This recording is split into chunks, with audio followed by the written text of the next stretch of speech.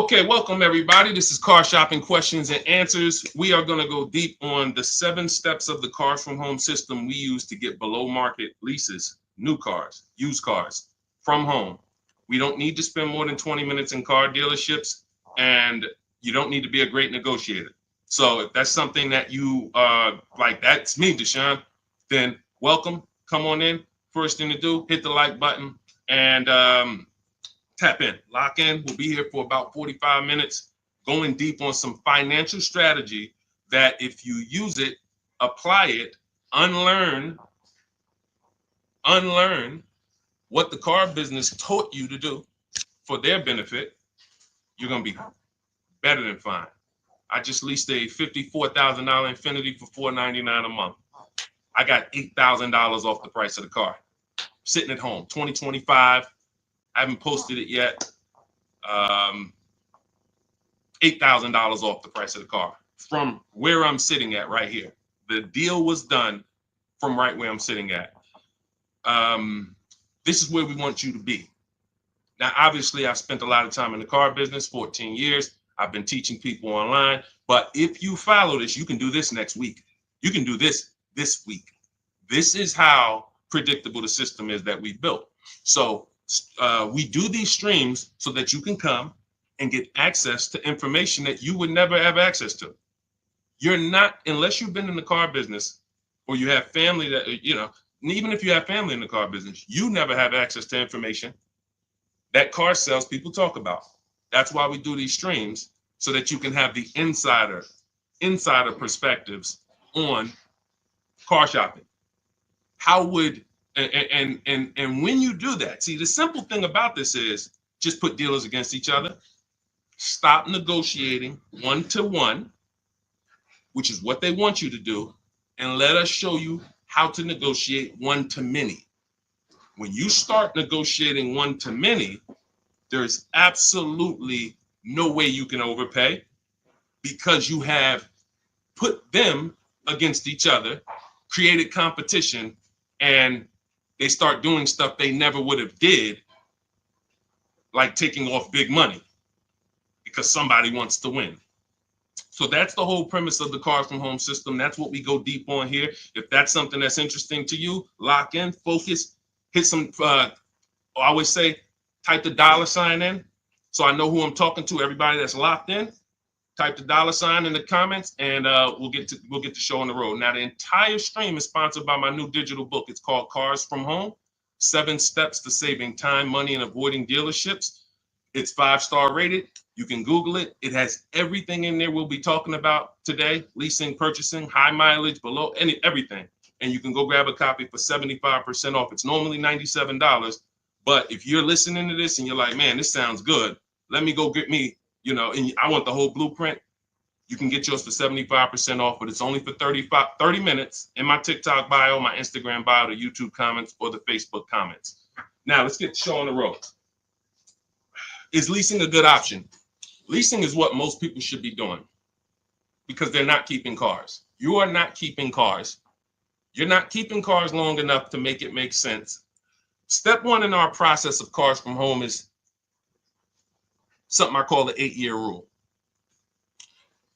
If you want to save money, if you care about your money, first thing you should burn into your brain is the 8-year rule. Because you're getting a depreciating asset and you're coming and you're buying it, and it's losing thousands of dollars in value every single year. Every single year. If you buy a car, what is a car today that's worth $40,000?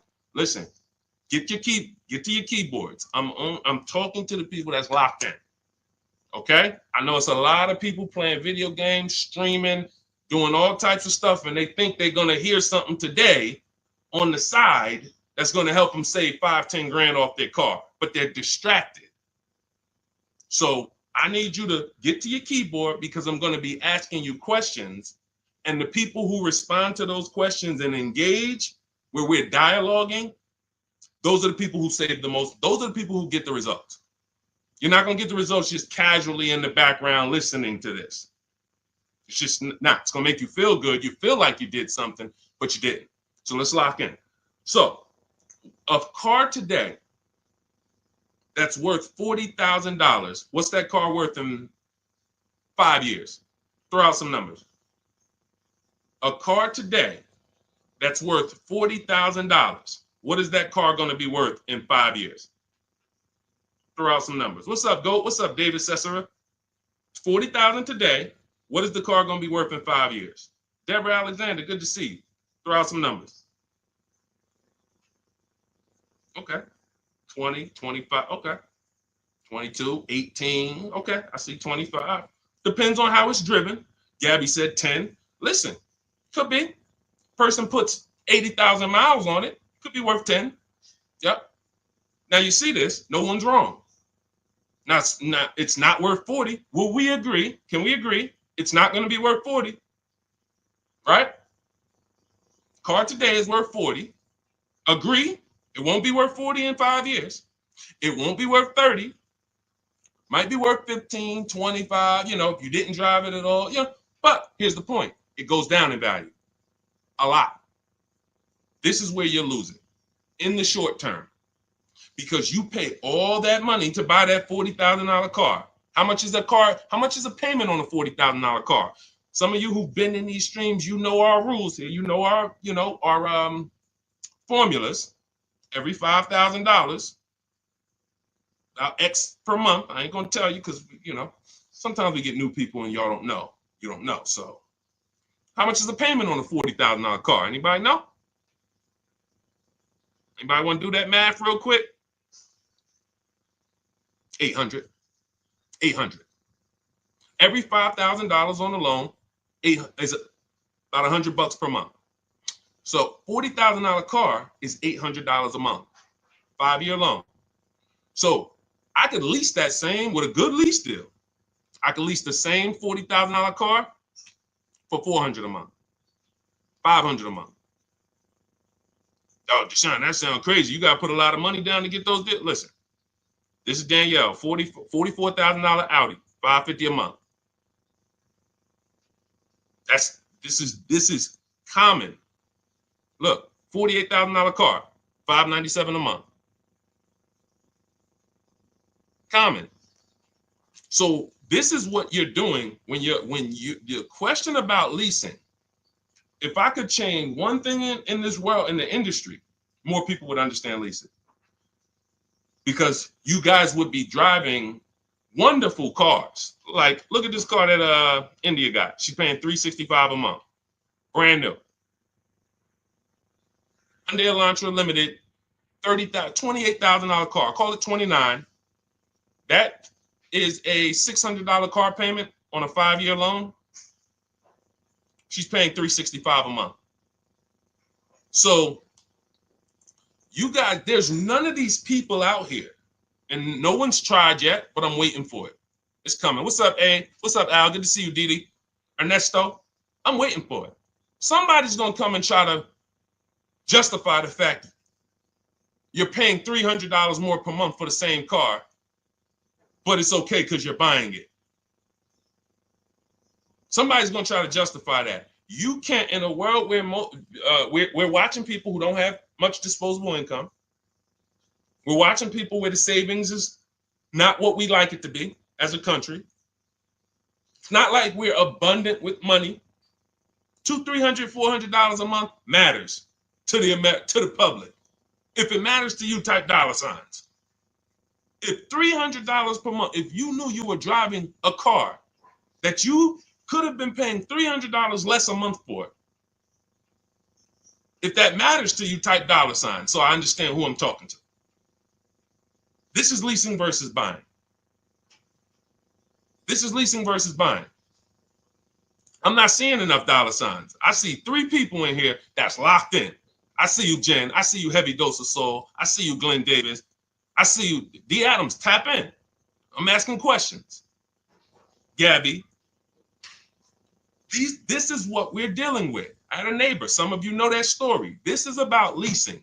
Most of you, if you are not keeping the car 8 years, that's the first thing people under. Oh, I don't know if I should buy or lease. I could do either one. No, you can't do either one. Not and when. If you are not keeping the car 8 years, leasing is the best option, as long as you know how to get great lease deals. You cannot go into a dealer, sign these bad lease deals that people are signing, break the 1.5% rule, put all types of money down so you can get to some good payment and think this is what Deshone said, I'm leasing. No, you see these deals. You see the deals we post on these streams. You guys could go through all of our streams and you'll see the leases that we do look totally different. But this is the first thing you should be doing, is making a decision on whether you're going to buy or lease, because you're trying to decide, how am I going to beat depreciation? The car is going to depreciate. That $40,000 car we just talked about it 5 minutes ago is either going to be worth $10,000 in 5 years, $15,000, $12,000. It's going to be worth, I'm losing $30,000. So is there a way that I could acquire cars and not lose $30,000 over the next X amount of years or whatever? And if you're not keeping these cars, if you're keeping these cars, buy them. But what I'm seeing, and it seems like it's happening more, what do you think the reasons are people aren't keeping cars? What do you think the reasons are? I mean, we got Crying Tiger, we got, listen, I'm interested. Jesus, Rochin, Richard, I'm not talking to people that's keeping cars 8 to 10 years much. This is such a small number. That's why the mission is, wait a minute, if 75% of the people I'm talking to, and I talk to hundreds of people a day because, we're on live streams, 75% of the people I'm talking to are not keeping cars 8 years, but they're not leasing. Deshone, are we all losing? Yes. Yes. Is it, what do you think I'm on here for, trying to break these numbers down and show y'all what these lease prices look like, and show you people are driving brand new cars, because when you lease, you drive brand new cars. 2024, 2025, 2026, you're driving the latest car. You're paying very small amounts compared to purchasers. But this is for people who don't keep their cars 8 years. If you keep your cars 8 years, go and buy the car. Buy something you love. But what I'm finding out more and more is people are not keeping them. Why aren't they? Cars are not lasting. Cost too much to fix. That's a good point. Listen, you just made a good point, Mr. SRL. Things change. The dynamics of cars and how we fix them, how we repair them, how we maintain them have changed. The things that can go wrong used to be the things that went wrong were mechanical. Now some things that are going wrong are electrical. Your mechanic used to be able to fix the things that were mechanical. That's why he's called a mechanic. You can't fix things that's electrical. It's got to be a technician. Different. So people say, oh, well, if that's the case, I'm not keeping my car 8 years. That's a reason. Oh, I used to be a buyer. I used to buy my cars, keep them 8, 10 years, put 200,000 miles on them. I'm not doing that anymore. I need to move to leasing. But what you can't do is keep buying and get rid of the cars in 5 years and not count the cost. You're losing $5,000 minimum. $5,000 minimum. Just look at the payments alone. All right, we go much deeper in this on my book. And you know why we don't need to go deep? We compare. That's all. I don't need to beat a subject into your head like we're in college. That's why all we do is show you the comparisons. That's all we do. If what I'm showing you here is not shocking you, then me taking you and showing you the dynamics of a lease ain't gonna do it. If you're looking at somebody like Ansley, this deal I love, similar to what I got. He got an Infiniti QX60, $58,000. He's paying $554 a month. I got an Infiniti QX60. I'm paying $499 a month. I put $1,200 out of pocket, paying $499 a month. If these payments don't excite you, then you're too programmed. Because who has this vehicle? We got anybody on here that has this vehicle? We got anybody on here that has a QX60? Because I got 3 people on here right now that I can show you that got them. Me, Ansley, and Rosalie. Where's Rosalie? And Rosalie. Anybody have a QX60? I guarantee you I ain't paying this. And see, that's the part where it's like, let me open my eyes and listen. The leasing issue is the issue. It's the first issue, y'all. It's the first issue. If you hop off these streams and you're not keeping your cars 8 years and you still keep purchasing them, and you have the credit to lease, you got a 680 or above, you just don't like money. In fact, you hate money. You like giving it away. That's how bad it is. All right, let's go. We'll go deeper on that. Anybody has a follow-up question? I know all types of questions. Don't they limit you on lease mileage? Whatever y'all want to ask, we'll talk about it. But I'll answer the questions as people ask them. Go ahead. Go ahead, Dolan. Do the leasing numbers work when we're driving more miles, though? Curious. Oh, that's a question I just knew was coming. Absolutely. Because leasing is not based on how much you drive. It's based on how long you keep the car.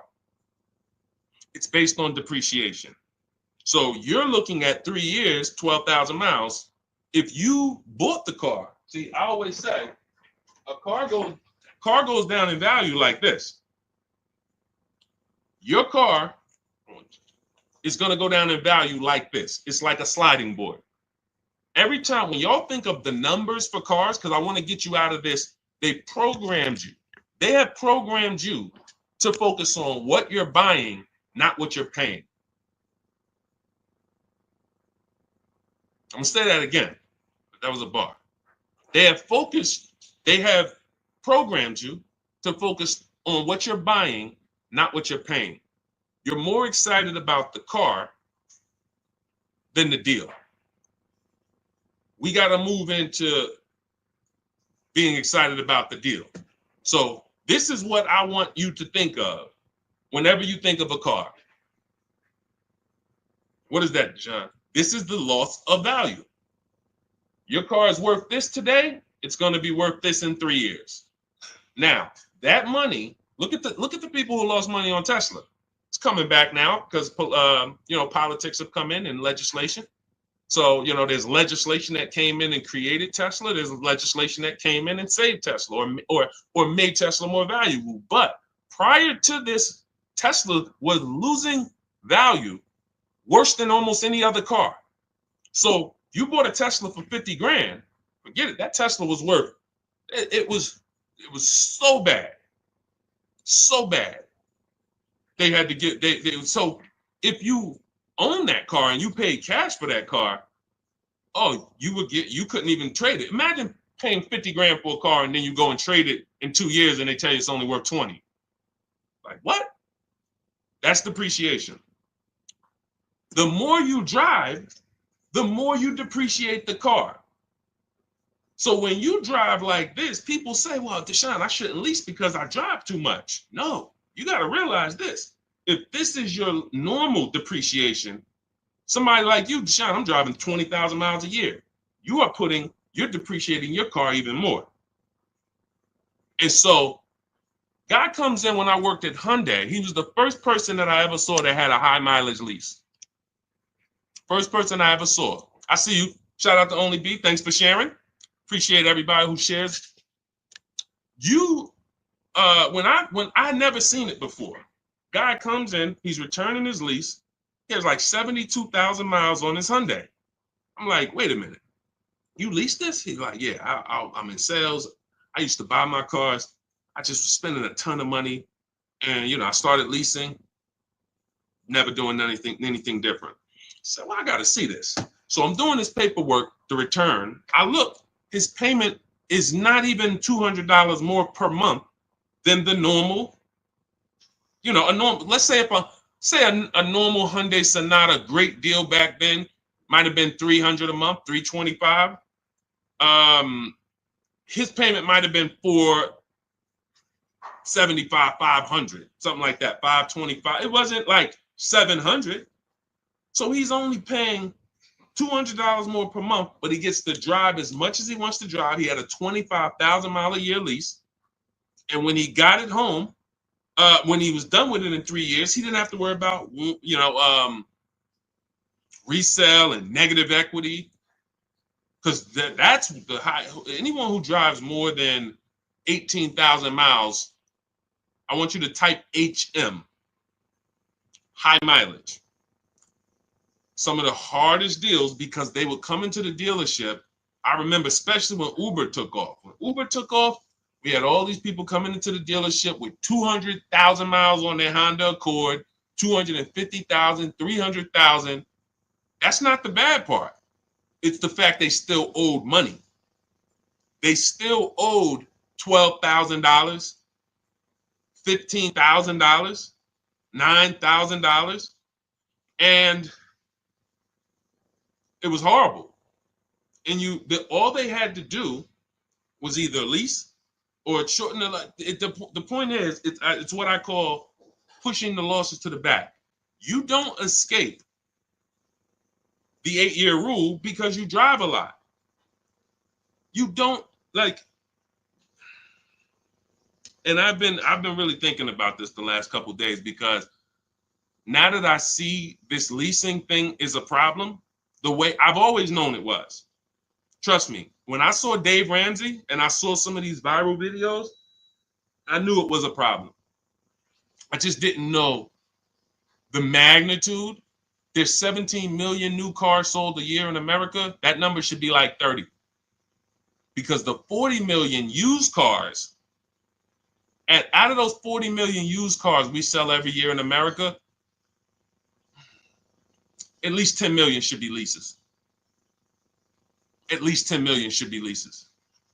People that are out here buying their cars, new or used, not keeping them 8 years, all of those should be moving to the new car market as a lease. So that 17 million new cars we sell every year should be like 27 million, because more people should be leasing. And, we're going to, with the help of the Holy Spirit, by the grace of God, do our part to try to move that needle and try to get people to see. Not leasing is costing y'all so much money. We can't even get to the negotiations yet. We've been on this train 20, 22, 23 minutes. We can't even get to negotiations yet, because I got to hit this again hard. I want people realizing, like my neighbor realized, he had a Kia Telluride. He was paying $800 a month for it. His wife totaled the car. She had an accident. The car got totaled. He caught the 8-year rule. He knows we teach the 8-year rule. And he said, listen, Deshone, I noticed this 8-year rule you teach. I'm not keeping this next car 8 years. So I'm thinking I should be shopping for a lease. I said, exactly. He said, okay, I'm going to use the system. He uses our system, shops 25 dealers. I teach you how to shop 25 dealers in 20 minutes. So for a new car or a lease, we have a different system for used cars, but he uses our system.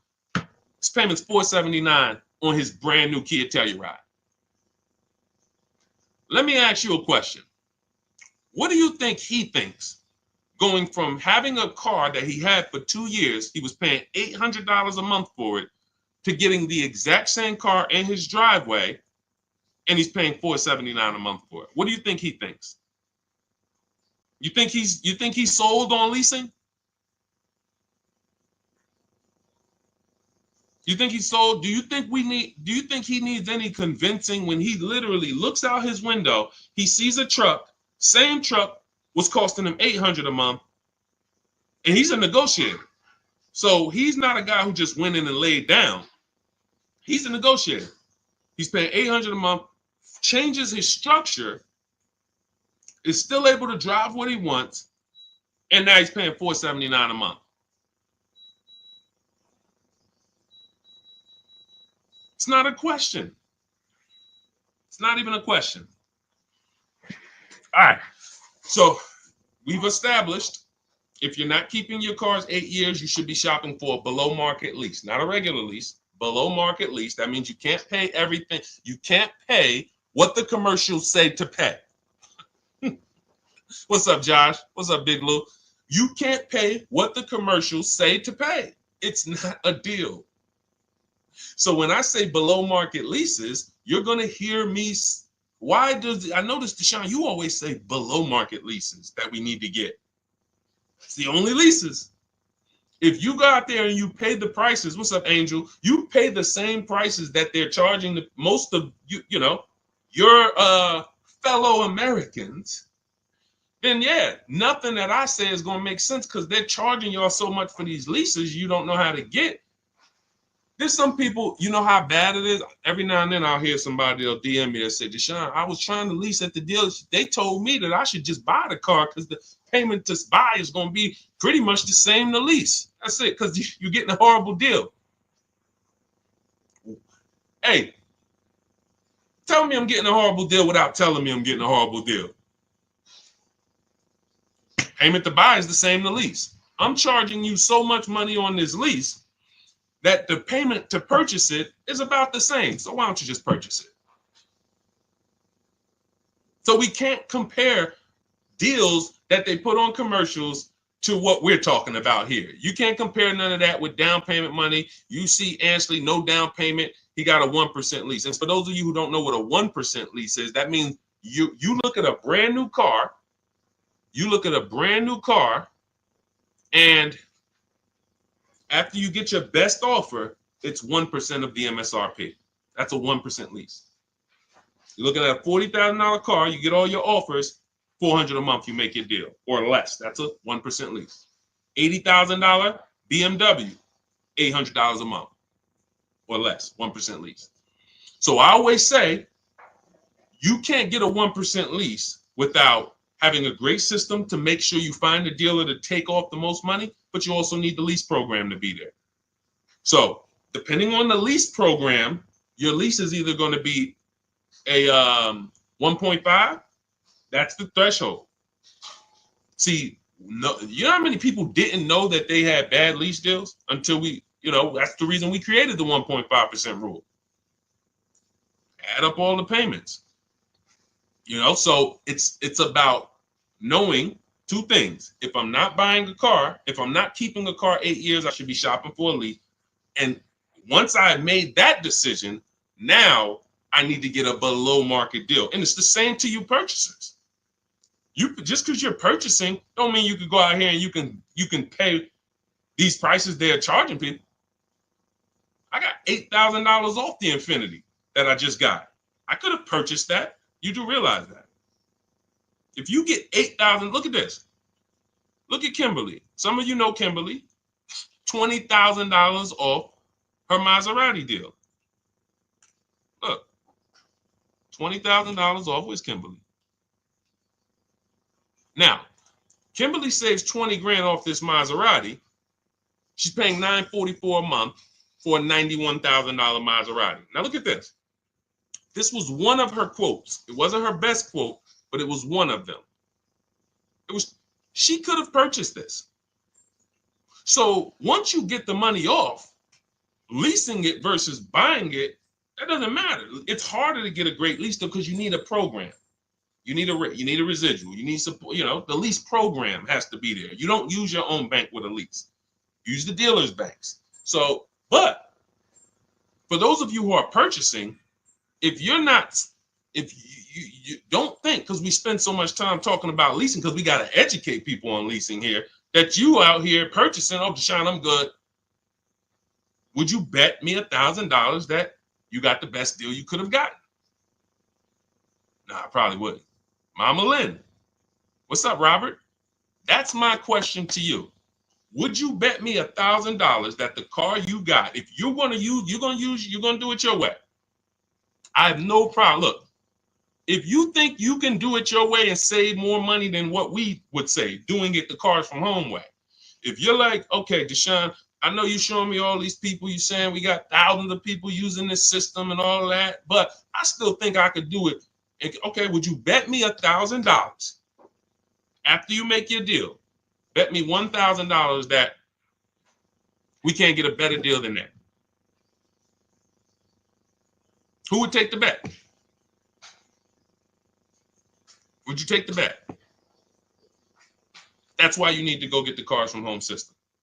In our book, everything we teach is in blueprint form, step by step. That's why the book is called Cars from Home. 7 steps to saving time, money, and avoiding dealerships.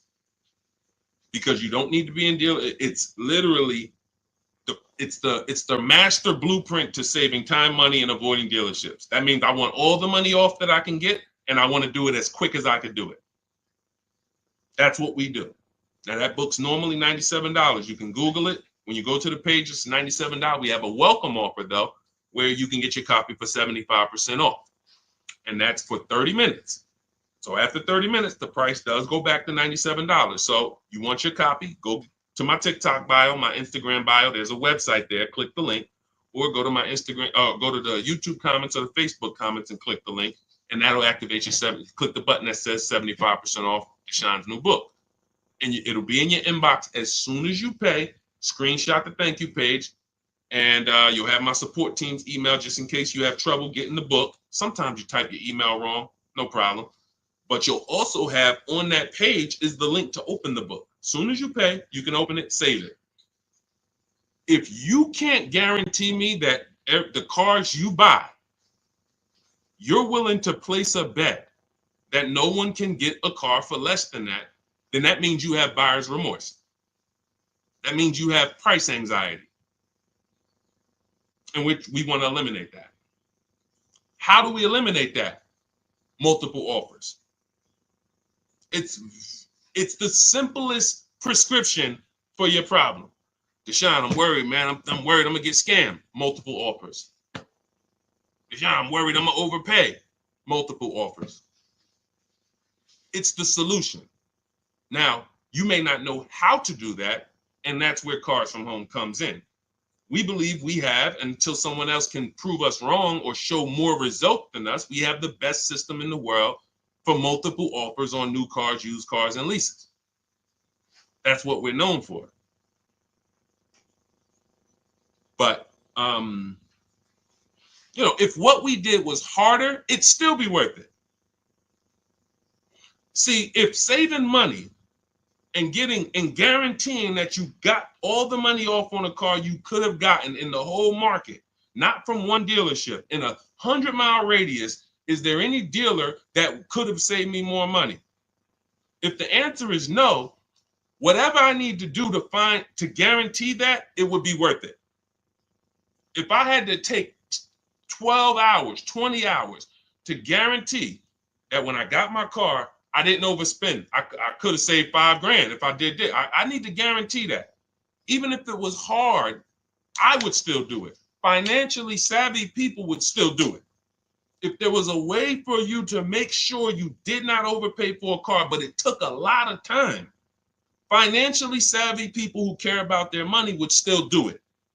I'm telling you, we got a system where not only is our system guaranteeing we're paying less than everyone else, not only the things I'm teaching you to get multiple offers from dealerships, guaranteeing it's quicker too. I got this Infiniti lease. It took me 90 minutes from front to back. Now I'm an expert. I'll admit that. I'm in the car business. Deshone, of course, you've been in the car business. You're the teacher. Of course, you could do it in 90 minutes. Okay, but you could do it in 3 hours. Over a week, 2 weeks, maybe 3 hours, 4, put it in, boom. I saved thousands of dollars from my living room. And next time you get the car, it's not going to be 3 hours. It's going to be 2. And then the next time you get your family a car, it's going to be 90 minutes. And next thing you know, you're just as good as me and everybody who's been using our stuff for years. This is the easy way. And maybe it's things that sound too good to be true, probably are. It's no way, Deshone. How you mean to tell me we could save more money off the cars than we've been saving, and we don't have to spend the 3 days in the dealerships? That sounds a little too good to be true. Well, here's the results. Here's the results. Read it. Don't hear it from me. Of course, y'all know I could do this. Look at Zafrina, $579 a month, $65,000 car. Only use the scripts. I got all the email scripts. You just copy and paste them. You ain't got to worry about what I'm going to say. Deshone, what? Am I going to be face to face? Do I have to remember stuff? You ain't worry about none of that. We don't even talk to car salesmen. We copy and paste our way to deals. When we're shopping for a used car, we're doing everything online, narrowing our used car search down to our best top 5, but we're narrowing it down based on service, based on title history, based on, you should be narrowing your used search down in that 100-mile radius based on title, service, accident history, and then looking at making sure there's no bogus fees. Only fees that should be on a used car: tax, documentation, and motor vehicle fees. That's it.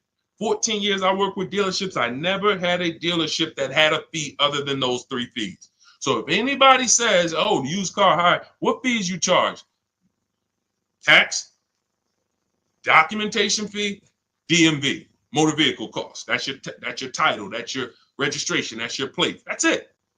When you hear these people say, oh yeah, we got a prep fee, we got a mandatory $1,400 service fee, and then we got the low jack that we put in there, you're gonna pay $800 for that.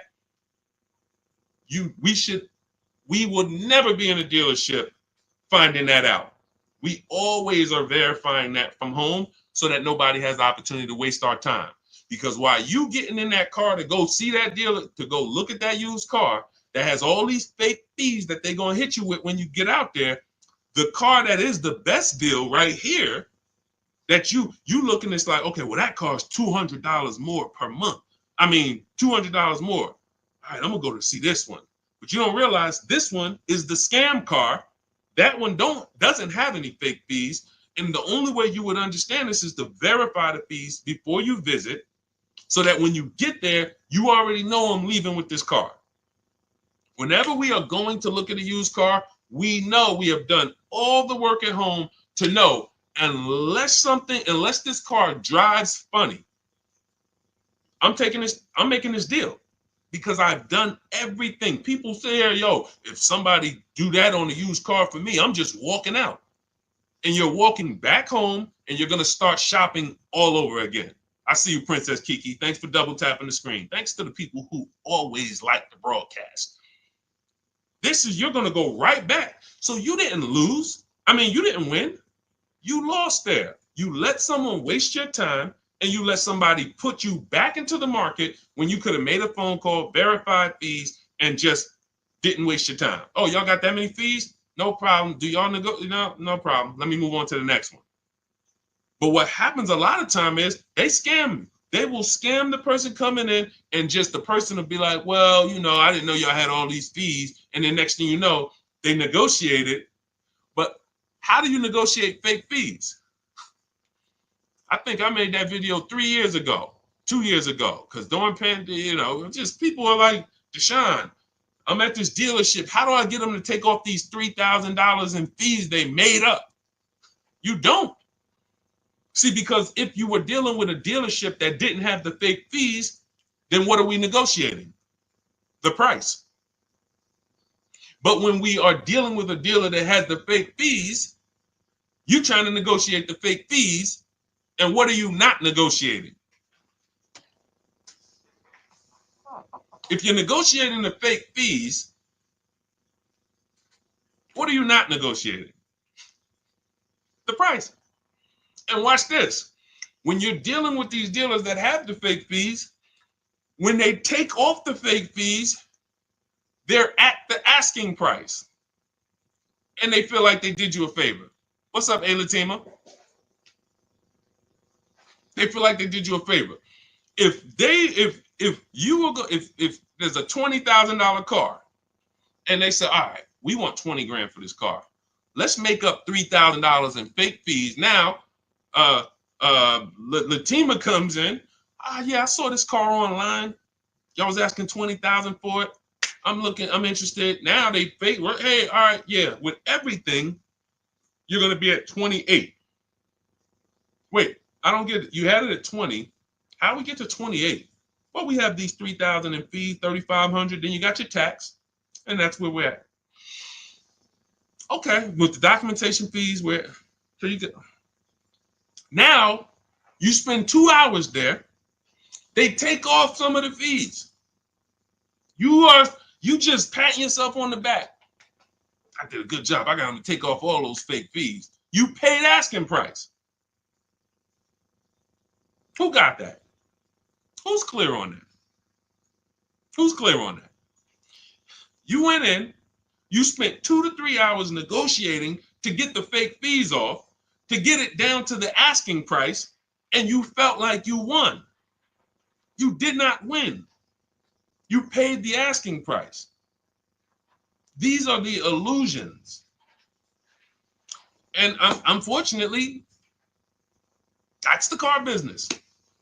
For people who don't know what they're doing, unfortunately, we never deal with that. You see what I'm saying? I just laid out exactly what we do to make sure we never encounter that. Now, as much as I've laid that out in social media videos and streams and all types of stuff, the car business, no. It's a bunch of people don't know who the heck I am. Bunch of people here, your friends out there shopping right now, you ain't shared a broadcast with them. You never shared my page with them. You know, I ain't talking to the community. I'm not talking to the community. I know the community, the people who always like, who always share. I'm talking to people who like you getting the information, and you know you got a best friend. You know you have a best friend. You've been on the stream for 30, 40 minutes with us, and you ain't share that with them. And they're gonna be in that dealership tomorrow, or next week, or next month, and they're gonna pay $3,000 in fake fees. And that's why the car dealers keep doing it. That's the point. See, it ain't about me. Oh, Deshone, man, you know, you just want us to tell people about. No. You asking, people have asked, Deshone, when the car business going to change? Everything you say, Deshone, it just sounds like the car business. Why do they allow this? When are they going to change? They're going to change when you change. That's when the car business will change. When we were there, we'd have appointments all the way up through the week. On a big President's Day sale, Labor Day sale, holiday, how many appointments we got? 300? On that weekend. Over that weekend, we might have 300 to 400 appointments on a Friday, Saturday, and Monday. When those appointments go from 300 to 200, 200 to 150, that's when people start worrying. That's when the car business will stop doing what they're doing. But as long as you, and as long as your friends, your family keep walking in those dealerships and saying, get me the best deal you can get me, ain't nothing changing in the car business. It's only going to be the small community of people who know what they're doing, who are wise. And when I say small, you know, our community is just off the people I know who have access to our information, the Cars from Home book, or either the Cars from Home, you know, I coach people too. We have a video program where we walk you through step-by-step videos. That's about 12,000, 13,000 people. That's nothing compared to the fact, I just told y'all 50 million people a year buy cars. So our little, you know, praise the Lord. We are very, very, very fortunate and blessed that we get to impact people's lives. And we have, you know, we built a brand that has helped do it. But in terms of the market size, it's not even 1/10 of one. It's probably 1/10 of 100 of 1%. It's nothing. So you got 50 million people a year walking in the dealerships, want to do things traditionally, and just that's why they keep that multi-billion-dollar machine just rolling. Shared with my bro-in-law last week. Thank you so much, JC. I appreciate it. I appreciate it. We got to save our people. There is no one out here who is going to be in your corner when you overpay for your car. Ain't nothing you can do. You ain't seeing nobody suing dealerships. It's not happening. Let's stop it. You know, oh, I think I got a lemon law, whatever it may be. No one cares. It is buyer beware with cars. And that is why we take this so seriously, because we know once you make this decision, there's no one who's going to help you. If you make a bad decision, I remember I was at Mercedes and a person walked into the dealership and he was pissed off because he has a neighbor who is paying, hang on one second. He has a neighbor that he knows, or somebody he went to dinner with, same E-Class, same car, $200 a month less than him. He was pissed off.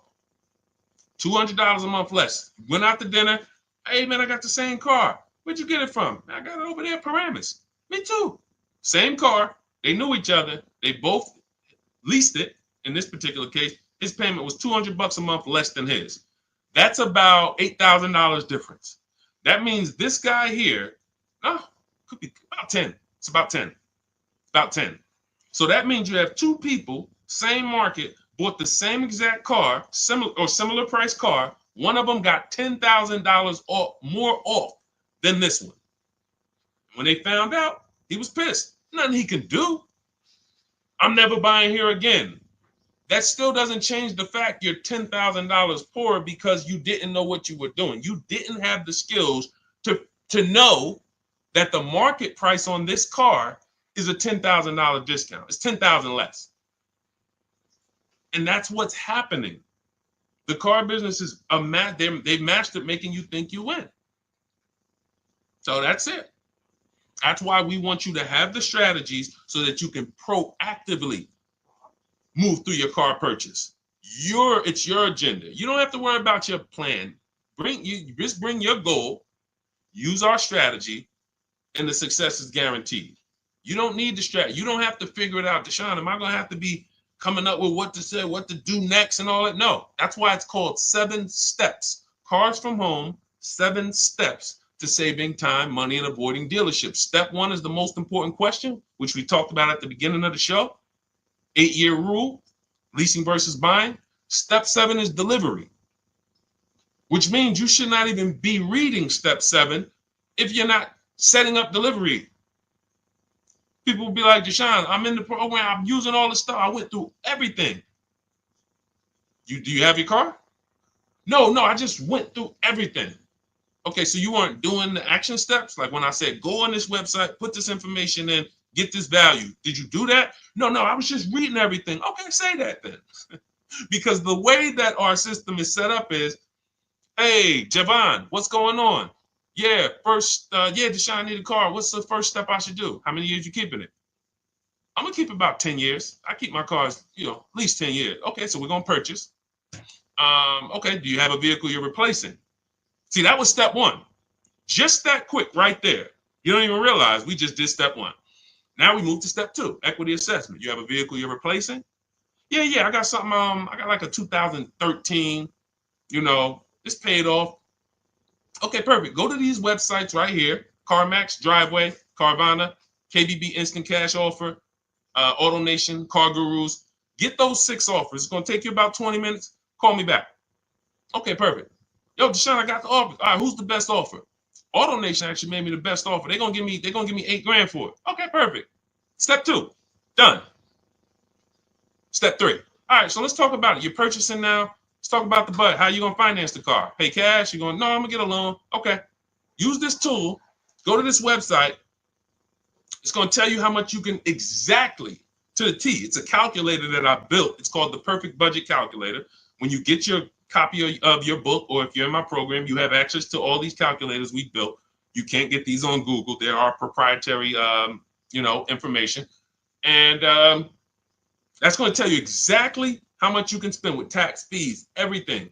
It factors in the tax. You put your state. It factors in the down payment. It gives you multiple goals, and you're going to know you're going to have up to between 4 to 6 goals of purchase prices well below your max budget. That's how it is. When that takes, I could do a perfect budget calculator in about 60 seconds. Tool. Now, before we built that calculator, it was manual. But once we used to actually had to walk you through that process. Now it's literally calculator, 30 seconds. That's step 3. Now I know what I can spend.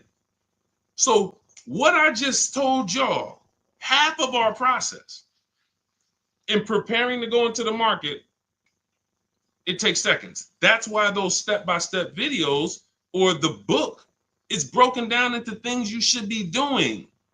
This isn't math class. This is like action steps. Do this, do this, do this. Congratulations, you got your car. That's what it's about. That's what the Cars from Home system is about. It's not a learning system. It's not a let's just sit down and I want to learn how to think the way Deshone thinks, all of this stuff. I want to be so good I can sell cars. No, it ain't none of that. All it is a step-by-step system online shopping system to get you to your cars. Okay, so now the book is normally $97. Some of you know, but we have a welcome offer for 30 minutes. You can get it for 75% off. That's $24, but you got to get to my TikTok bio or Instagram bio before the 30-minute countdown is up. Click the link there, or you can click the link in the Facebook comments or the YouTube comments. 30 minutes, you got your book for $24 instead of $97. Now, $97 is still a phenomenal price. You use that book. And I saw a comment said somebody said I love the book. JC, I'm gonna answer that. When you get your copy, make sure you screenshot the thank you page, because as soon as you pay, you get access to the book right then and there. And then once you get access to that book, download it, but screenshot it, because it has my support team's email on there. Sometimes you type your email in incorrectly, and we can't send a book to an incorrect email. But if you use this, it will be one of, guaranteed, top 3 most financially beneficial books in your library, unless you're just not going to buy cars. And if you cannot use a computer, don't get the book. I don't say that enough, and I should. And that's my fault. If you can't use a computer, if you can't copy and paste, this is not for you. You know what? That's actually something I want to make sure I make clear on almost every stream. Every single time I tell you about the book, you're going to start hearing me say that. Because I know sometimes it may seem like, Deshone, Cars from Home can help everybody. Like, you got used car stuff in there. I got bad credit. Yeah, that's in there. We got lenders, specific people we work with, specific for bad credit. Yeah, that's in there. All right, so it can help everybody, but that's not true. It's an online shopping system.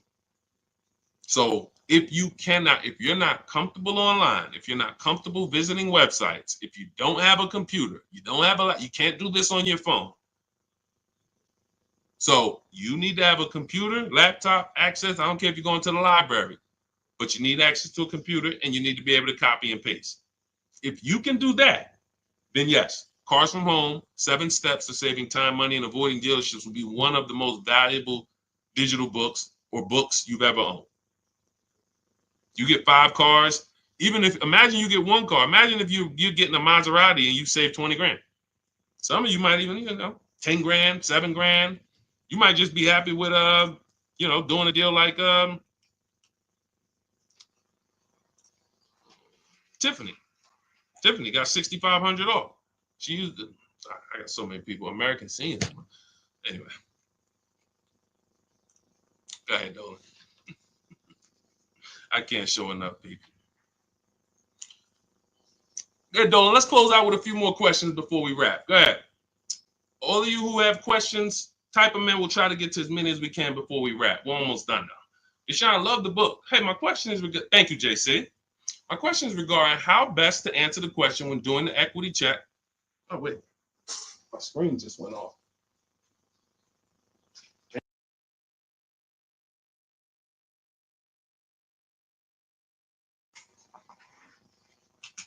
Why did my screen just go off? All right. Sorry about that. All right. We'll just finish it I don't want, because I'm going to have to keep looking to the side. Hang on one second. One of my monitors just went off.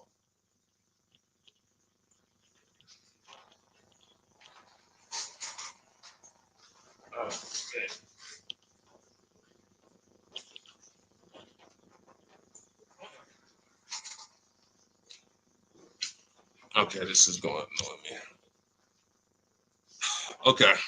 My fault, guys. I have 2 monitors, and the one in front of me, front facing, went out. And then I tried to plug it in, but now I can't. My camera's in front of me. My camera here then. And let's see if we could do it like.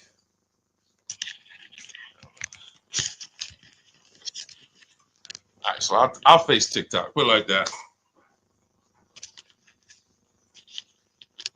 Okay, so I got to look this way because your question's on this screen, JC. So hang on.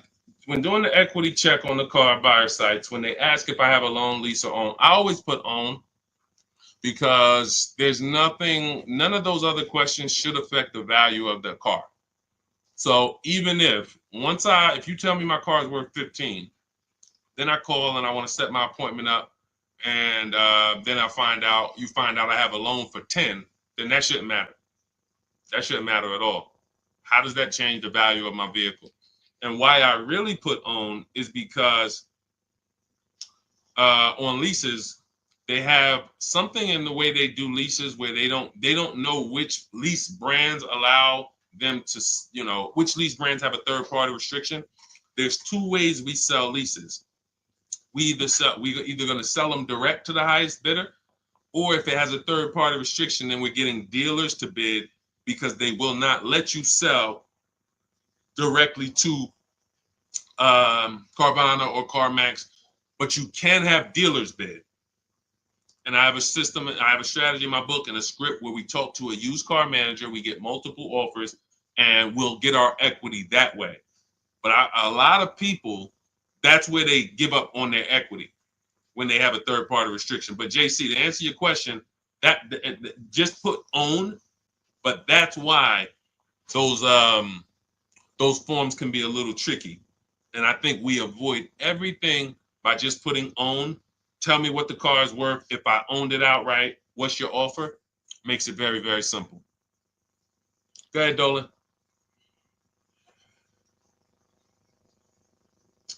Okay, what's the best strategy for someone with bad credit and need a vehicle? Would a pre-owned vehicle be ideal, or a new one? I want to be able to keep it over 6 years. Or over 6 is not over 8. So I would say if you are going to keep it for over 6 years, then you should not be purchasing. You shouldn't plan to purchase long term. You should plan to set yourself up for a lease. What's up, Moses? What's up, Seth? That's what you should be doing. Plan to set yourself up for a lease, because it has to be 8 years. See, I think sometime, and I'm gonna start saying 8 to 10, but I'm not gonna call it the 8 to 10 year rule, because that just doesn't have the same ring to it. It's the 8-year rule, but I'm gonna start saying 8 to 10. If you're not keeping your car 8 to 10 years, you shouldn't be purchasing. If you're purchasing, you're overpaying. You should be shopping for below market leases. What's up, Seth? What's up, WM? And the reason I'm saying 8 to 10, because I think some people, they'll say, well, I'm keeping it 6, 7. So I think that's close enough. No, it's not. It's not. It's 8 minimum. Minimum is 8. The minimum is 8. And so if I had bad credit and all right, I'm not keeping my car 8 years, I'm trying to set myself up for a lease. So what am I going to do? Get an inexpensive car. I have a strategy in my book we call the smart car, where we're only looking to get an inexpensive car that we can drive, $10,000, $12,000 loan that we can, because that's going to be affordable. It's going to be about a $250 a month payment.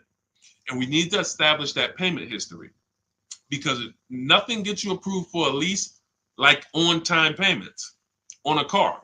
If the bank sees you've been paying $250 a month for 2 years straight, when you go to jump up on a car to a $400 payment, it matters. So credit score and car payment history make a huge difference in getting approved. That's the smart car strategy. That's in the book. That's in the digital book, Cars from Home. So you would be setting if you have bad credit, you're either going to buy for the long term and then refinance the loan when your credit's good. Welcome, Lamont. I see you. Welcome to the community. Thank you for the follow.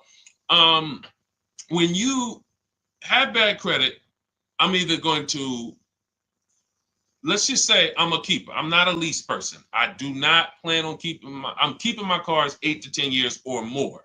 So I'm not shopping for a lease at all, but I don't have the credit. My mission is to get a great price on a car. You can spend a little more according to your budget, because you need to get a great car. You're going to pay more for the loan. That's normal. But we use a company like Limbuzz. We have entire strategies that we roll out for people with bad credit in the book. So the most important thing for the long-term purchase is to get a quality car, because you can refinance the loan. You can't change the car. So if I got a nice car, well taken care of, I verified that it had great service records, great accident history. I verified it's a long-term car. It's a car that's known for going 200, 300,000 miles. We verify that in step 4 of my book. I have a quick thing we do, takes 5 minutes. We go to Google and we type in initial quality, reliability, longevity. And we do that we do 3 of those searches.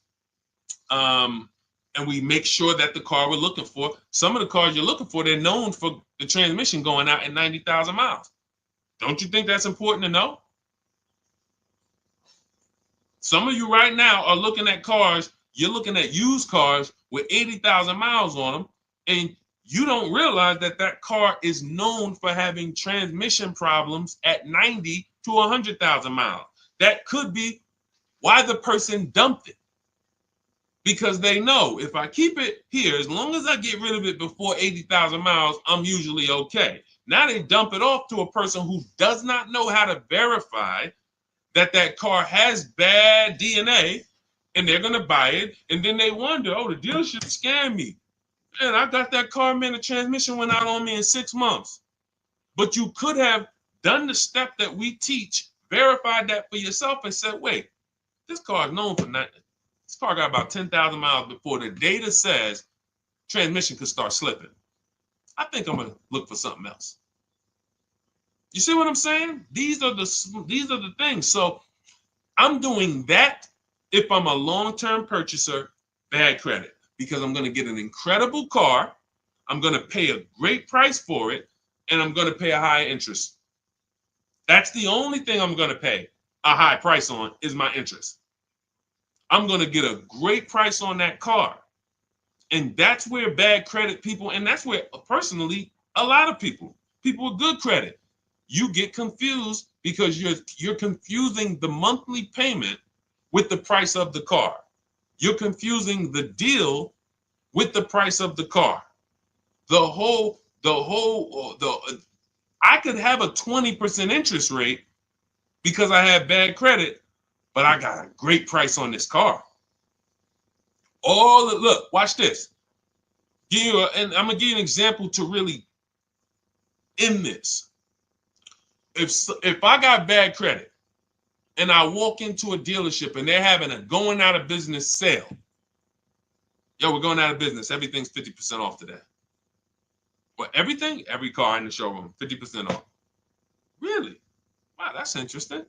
I'll take this one right here. It was 40, but I can get it for 20. Yep. Okay. Let's write it up. Everybody agree that's a great deal? Would everyone agree that's a great price for a car? 50% off. But we go into a dealership. Can you agree? Type agree. Because this is a big point we want to make about how these things relate. Especially for some of you you don't have good credit. You need to detach your loan from your car. Okay? So we agree. Okay, I see you, Tina. I see you, Joe. I see you, Danny. I see you, Gabby. Thank you to the engaged people. I'm always look. I love the engaged people, man. Yo, because I gotta tap people and tell them like you ain't gonna save 10, 15 grand off no car working with Deshone, and you playing video games while we talking money over here. Like I'm getting the information. I hear you, bro. No, you don't. So we agree, 50% off, going out of business sale. All right, so I got this car. It was 40. I'm paying 20 for it, brand new car, but I need a loan. I'm gonna call up some banks. Hey, what's your credit? 500. But I need a loan on this car. All right, well, what kind of car is it? Well, it's brand new. It's a brand new car. It's $20,000 loan I need. When they see the value of the car is 40 something, they say, what? This is an incredible deal. But I have bad news for you, though. I mean, we could approve you, but it's going to be 22% interest because you have just a lot of derogatories. You got a lot of, no problem. Now, I would search multiple lenders, but once this is the beautiful part. Close my deal at the 22%, get the best interest I could get. It's going to be high because I have bad credit, but I got a great price on the car. That is the difference. Because as soon as my credit is good, because I'm going to work on it, A year later, 18 months later, now I got a 690, 700, 710. I'm refinancing and I'm in a 6% loan and I'm chilling. I got an incredible deal on my car. Now I got the loan to match the deal and it's a wrap. Type dollar signs if you understood that. Type a dollar sign if you understood that. That is the separation of the price of the car from the loan. If you have bad credit, that's how it works in any case. But for bad credit, that is how you need to be looking at it. Just because I'm seeing dollar signs. Did y'all not? What about that wasn't clear? Tell me what about that, y'all? We need to go back over again.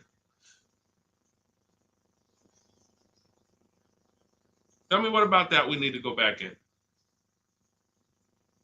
Okay, thank you, JC. Thank you, Gabby. Thank you, BB. Okay, Jason. Thank you. Okay. We're seeing some dollar signs. So, all right. That's the name of the game. You get half off a car, half price, incredible deal. I got a car, it was a going out of business sale, but I got a 500 credit score. So on that price, I got to pay, when I got my loan, I got to pay 22%. So I got a bad loan because I got bad credit. Great price on the car, though. That is how you need to move. And when you get there, that means you've separated. There's I call this 3 pillars of great car deals. 3 pillars of great car deals. Who you buy your car from, who you get your loan from, who you sell your old car to. Only way, you got to get a great deal, all 3. That's why when you go in and you buy a car from a dealer, you get a loan from them, and you trade your car into them, you might not realize you just gave them 3 transactions. So if that's you, I'm sorry. I'm the bad news first person, but you're getting bad deals. You can't get good deals mixing 3 transactions together because you're not shopping any of them. You're not bidding out any of them. We bid out all of them. Whenever you buy a car, you give a dealership a transaction. When you trade your car into them, which we don't like to use that word because what you're actually doing is selling your car to them, that's a transaction. And when you allow them to get you your loan, that's a transaction. So those 3 transactions, you should be bidding out. In the Cars from Home system, what we teach you in our digital book, 7 Steps to Saving Time, Money, and Avoiding Dealership, what you learn, for those of you who want to work with me and shop together, you can hit the button that says Shop With Me. And when you go to our bios or go to the links in the comments, and you will see that you can bid out every single thing. So when you get the people who I can guarantee you're not getting good deals are the people who you're giving the dealers multiple transactions at one time, which means they have negotiating money from your old car. They got money to play with from your loan. They got money to play with from the car you're buying. They got 3 pools of money to move around and play with, move money from here to here, do a 3-card Monty where, all right, I'm going to show you this on your trade-in, but it's really coming from this. You're giving them 3 transactions. We have to separate, break from that, and start to bid out each one. I'm bidding out my loan. When you get the digital book or if you're in our course, you understand the bank bidding war. Credit bureaus allow you to have multiple lenders access your credit in a short period of time. Great shopping. We do it in 48 hours, 24, 48 hours. I named the people we sell our cars to, we get bids. We don't trade. We sell our cars to cash buyers, big companies that cut checks. And then we bid out our car purchase. Whenever we're looking for a used car, we turn the entire marketplace, 100, 200 miles, into one big marketplace for us. And whenever we shop for new cars and leases, we contact 25 dealers to get 5 offers. We do it all online. This is all multiple offers. And and when I tell you, this stuff takes minutes to do. So by the time you go to a dealership, get in your car, go to the dealership, we already done made deals. That's the Cars from Home system. Bidding, bidding, bidding, bidding. All right, so everything we talked about today is in my new digital book. It's called Cars from Home, 7 Steps to Saving Time, Money, and Avoiding Dealerships. That's what we hold it accountable to. Saving you time. You should not be in a dealership for more than 30 minutes using what we're talking about here. Ever. If you're in a deal, that should be a clue to you. Man, I've been in this dealership for an hour. It's got to be something I'm doing wrong here. Yes, that's a good clue. That you okay, that's okay. Because you're new to the system. As you learn it, have these boundaries to remind yourself, wait, Deshone said I ain't supposed to be here for more than 30 minutes. That's it. So now we move to every part of the system of car buying you never have to worry about again.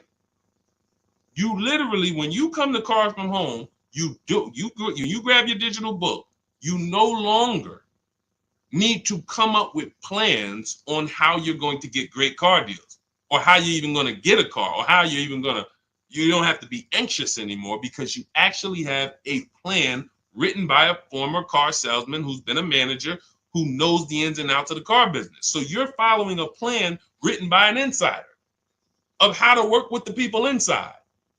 And I'm no longer inside, so I don't have a vested interest with if I was trying to coach you while I still was working for Mercedes, it's certain things I can't say because I can't teach you how to bid against, it's certain, I can never write that book being in the industry, but outside of the industry, for sure.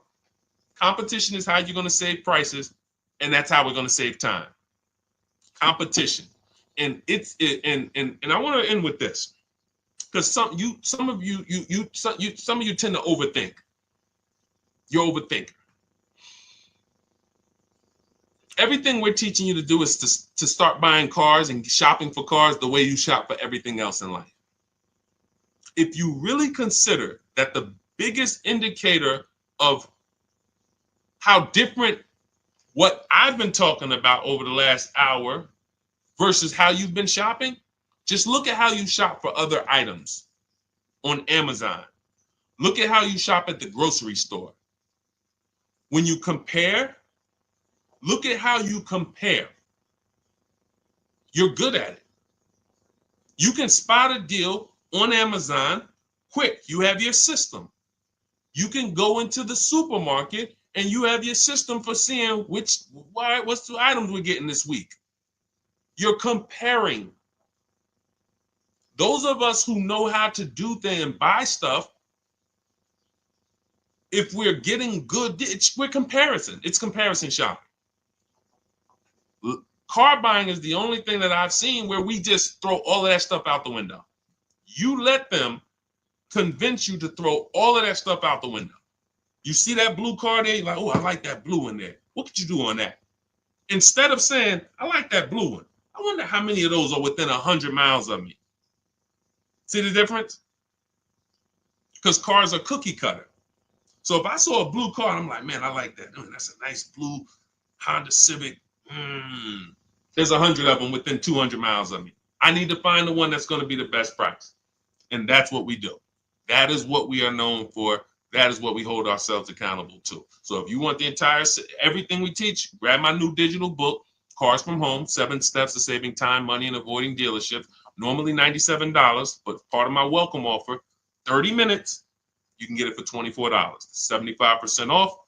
Go to my TikTok bio or my Instagram bio, click the website there, there's a link, or go to the YouTube comments or the Facebook comments, put a link there for you. And when you click that, you'll see a button that says activate 75% off Deshone's new book.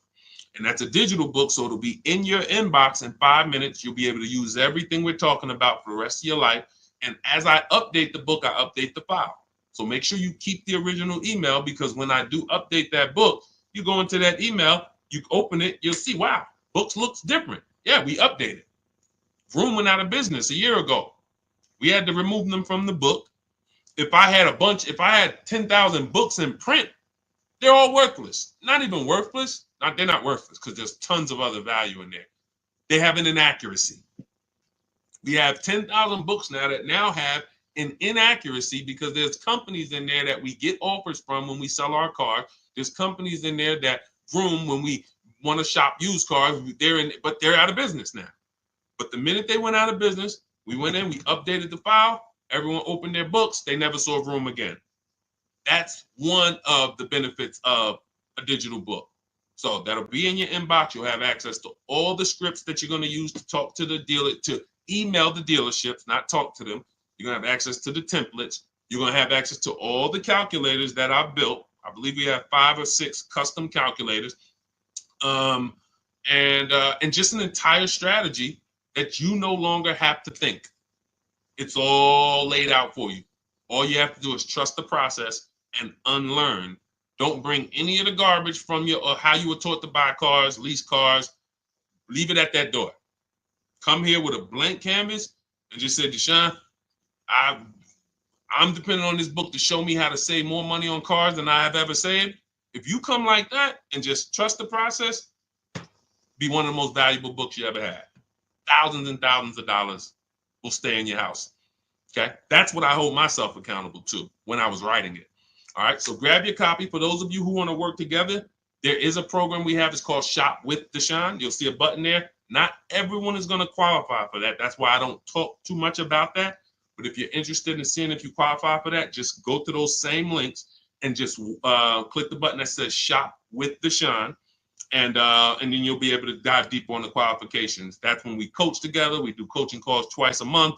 And we have a private Facebook group. When you guys see me share these pictures from all these people, you're like, where are all these people? They're in my private group, and they're using the exact same system, the 7-step system that you have in Cars from Home, my blueprint.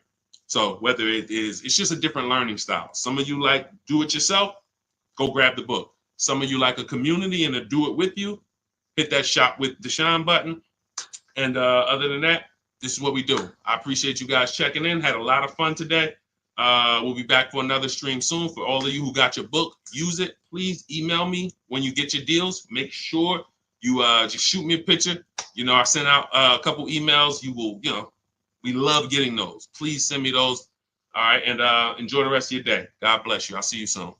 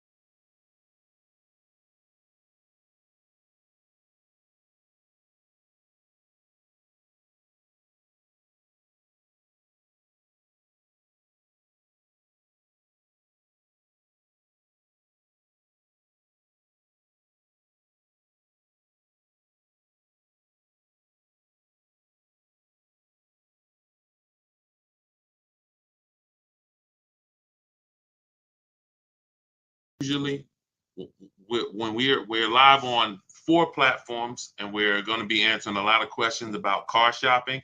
If you don't get your questions in early, they might not get answered. So start typing your questions now. And good to see you, Corey Duncan, Renee, and we'll get to as many questions as we can. As I said, I'm known as Deshone, the auto advisor. I spent 14 years in the car business. Now I teach you the steps you need to know to get below market car deals from home, whether you're a great negotiator or a bad negotiator. When you know what you're doing, you'll pay less than everyone else. And that's what I like to make sure you know. So start typing your questions in. Everything I'll be teaching today is out of my new digital book. It's called Cars from Home, 7 Steps to Saving Time, Money, and Avoiding Dealerships. You can get a copy for 75% off as part of our welcome offer in my TikTok bio, my Instagram bio, the YouTube comments, or the Facebook comments, but it's only for 30 minutes. Normally it's $97, worth every penny, but if you get there before 30 minutes, you got your copy for $24.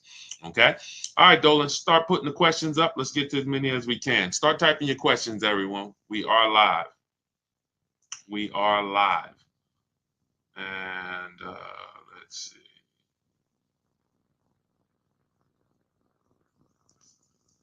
Go ahead, Dolan. We're ready for you.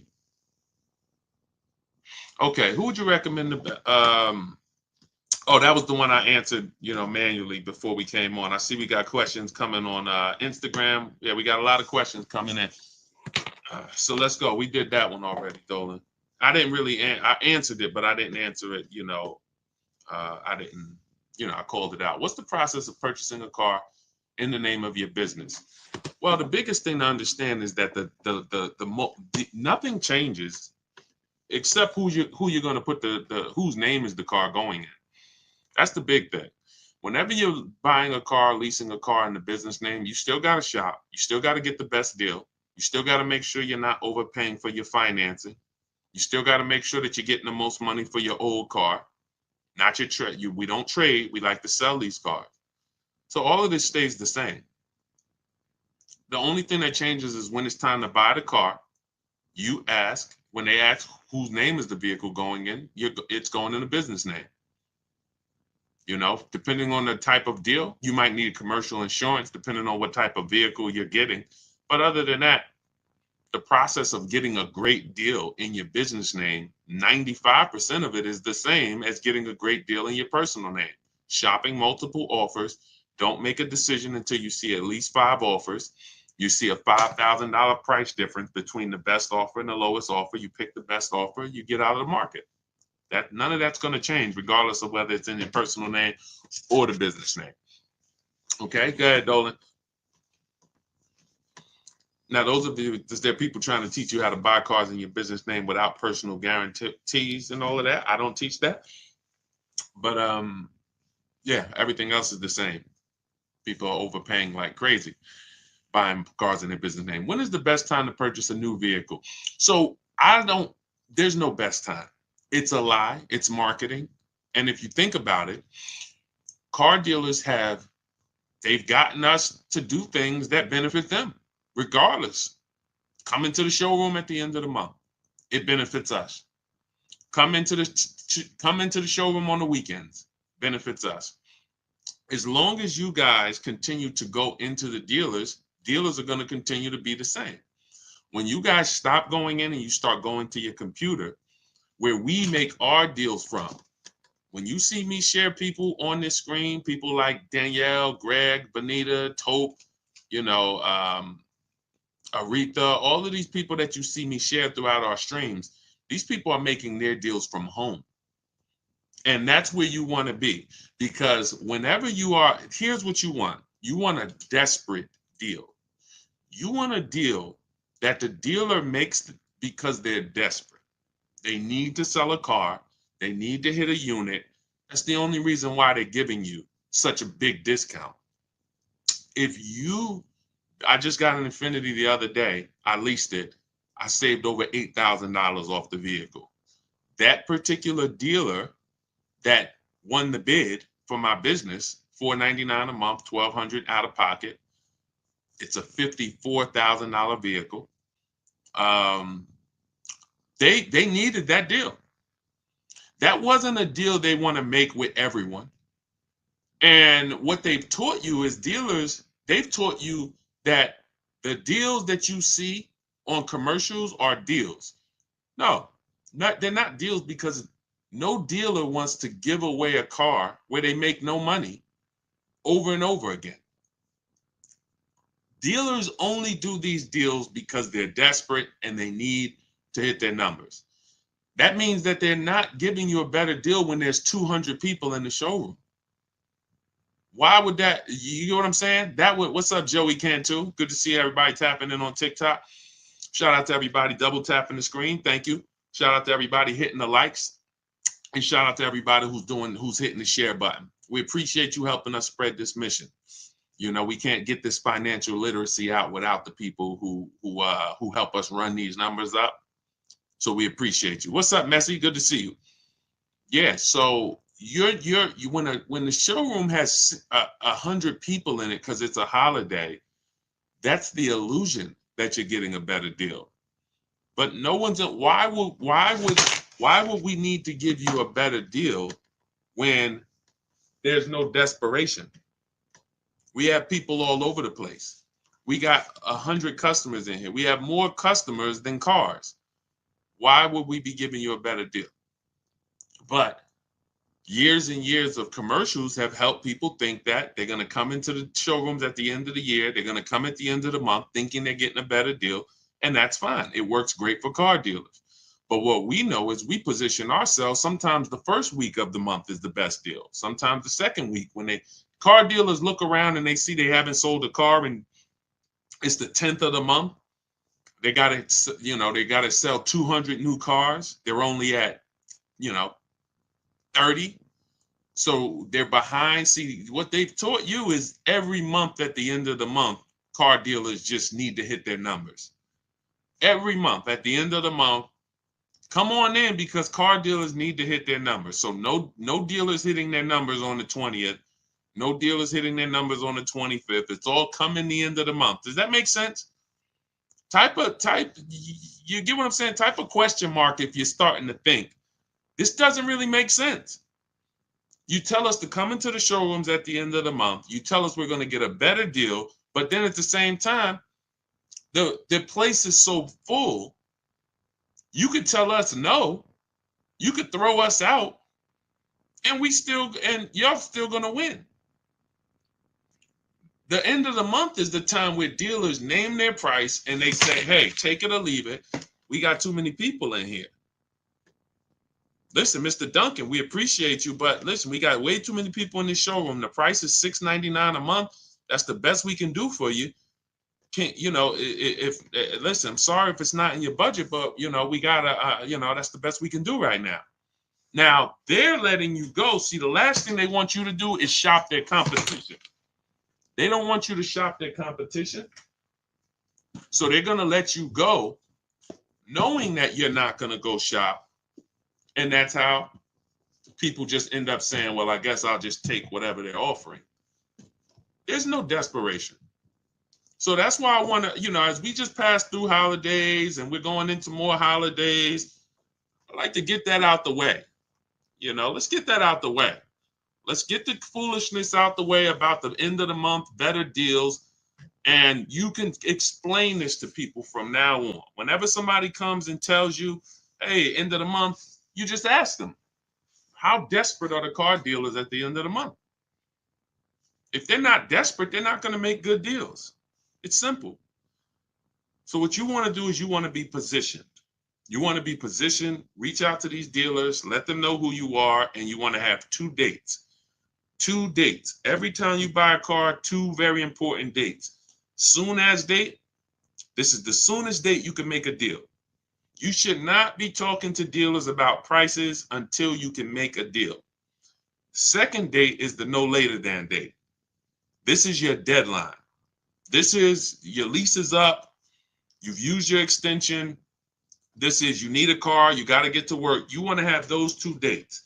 And you want to be shopping in between those dates.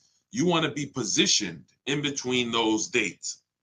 That's why we reach out to dealers early. We're having conversations with them. If you have a lead, I always like to see you shop for at least 3 months. At least 3 months, because the offers are going to change every month. The used car prices are going to change, and you can monitor those deals. So I wouldn't say there's a best time to purchase a car, but there's certainly a worse time. And I think the worst time is when you need it and you're desperate in the dealership and you're there when they told you to come. That's just my opinion. I have never, because you can't get anything done from inside the dealership. You just can't. Can you get offers from competitors from inside the dealership? Can you get offers for your trade-in from inside the dealership? Can you get offers for your loan from inside the dealership? No. That's why it's the worst place to be. Just talk to these dealers online, let them know what you're looking for, and then work your deals that way. You could do it my way, you could do it your way. But stop going into these dealers talking these numbers, because you just have no control there. Okay? But don't fall for the crap. It's marketing. It works. Come on, Dolan. Let's let's get some more in. Keep typing your questions, y'all. Let's see how many we can get to. Is the Jeep Grand Wagoner a good buy? I would type that into Google. Any vehicle you wanna buy, type it into Google. Type in 2024 Jeep Grand Wagoner Wagoneer initial quality. You should do this for every single vehicle that you're going to get. Type in Jeep Grand Wagoneer initial quality. Type in Jeep Grand Wagoneer reliability. Skim those articles. If you see anything that says less than average reliability, that's a red flag. You know, anytime you see things where people are complaining, this is initial quality tells you what people are saying the first 90 days. Reliability tells you what people are saying the first 3 years. That's what you want to know. For those of you who are buying new cars or leasing new cars, you want to be checking initial quality and reliability. For those of you who are buying used cars that you plan to keep for 8 to 10 years or longer, you want to be searching longevity. 2018 Kia Optima longevity. Always put the specific year. And this 5 minutes is going to save you from having a vehicle that's in the shop every 90 days because you didn't check to make sure that it was a good vehicle. I'm not talking about making sure you get a good used vehicle.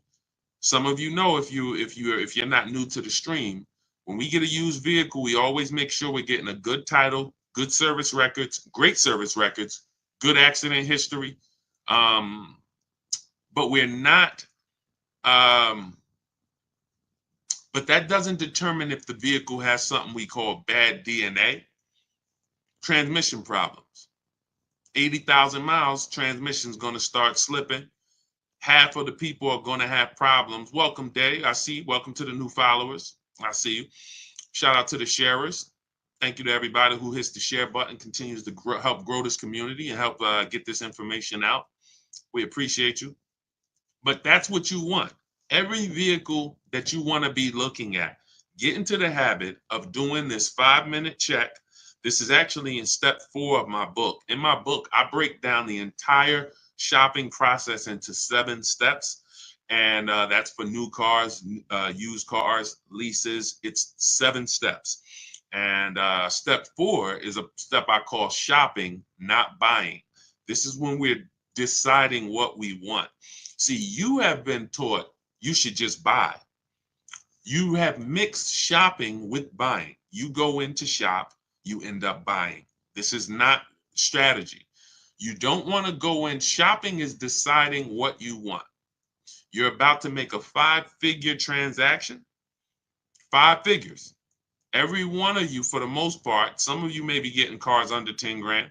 Some of you may be getting cars over 100 grand. But for the most part, most of you are about to make a 5-figure decision. And you're not spending enough time shopping. You're not spending enough time deciding what you want, which is why I continually get these DMs. Deshone, I got a vehicle. I had it for a year. I want to get out of it. Well, no vehicle is made to be purchased and then replaced a year later without losing a lot of money, 20% minimum of what you paid. Get people who pay cash, they don't do this. So go ahead. I know I went off on a tangent there, but I think you got to go. You do those checks: longevity, initial quality, reliability. Each vehicle, type in the year, type in the make, type in the model. Initial quality is the 90 days. Reliability is the first 3 years. Longevity is going to tell us what's happening with that vehicle in the long term. Transmission, engine issues, things of that nature. Okay? Get in the habit of spending that 7 or 8 minutes to check those things, and you don't have to ask people about their opinions on cars because we just don't have enough information. 60 million cars are sold a year. There's probably 100,000 Jeep Wagoneers out there. There's just not enough. No person has enough information to tell you whether that's a good vehicle or not. Okay, but Google definitely does. Go ahead, Dolan. All right, keep typing your questions, everybody. Good to see you, Paul. Good to see you, Lily. Good to see you, B. Haynes. Is it better to lease first and buy out? We never want to buy out our leases because the benefits of leasing are clear. Low payment, cents on the dollar. Let me show you what that looks like. So you look at Raphael. Raphael's driving a $46,000 Jeep Grand Cherokee. She's paying $549 a month, no money down. That means that's an incredibly low lease deal. It's a 1.19% lease. Some of you who lease may be familiar with the 1% rule. If your monthly payment is 1% of the MSRP or less, it's a steal. Incredible value. You're driving an expensive car for cents on the dollar. You look at somebody like India. India got a Hyundai. You guys can't see this on TikTok, but if you're on Facebook or YouTube or Instagram, you can see this. India got a 2024. She didn't like the lease program on the Corolla. She got a 2024 Hyundai Elantra, 36 months, $365 a month, no money down. That's an Elantra Limited. So it has all the nice features in it. It's not the base model. $365 a month, no money down. Some of you, you're better getting your child this instead of getting them a used car. You should be leasing them a car.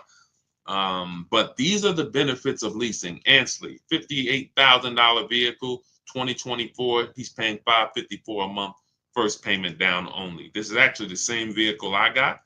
I got a $54,000 one, $499 a month with $1,200 out of pocket.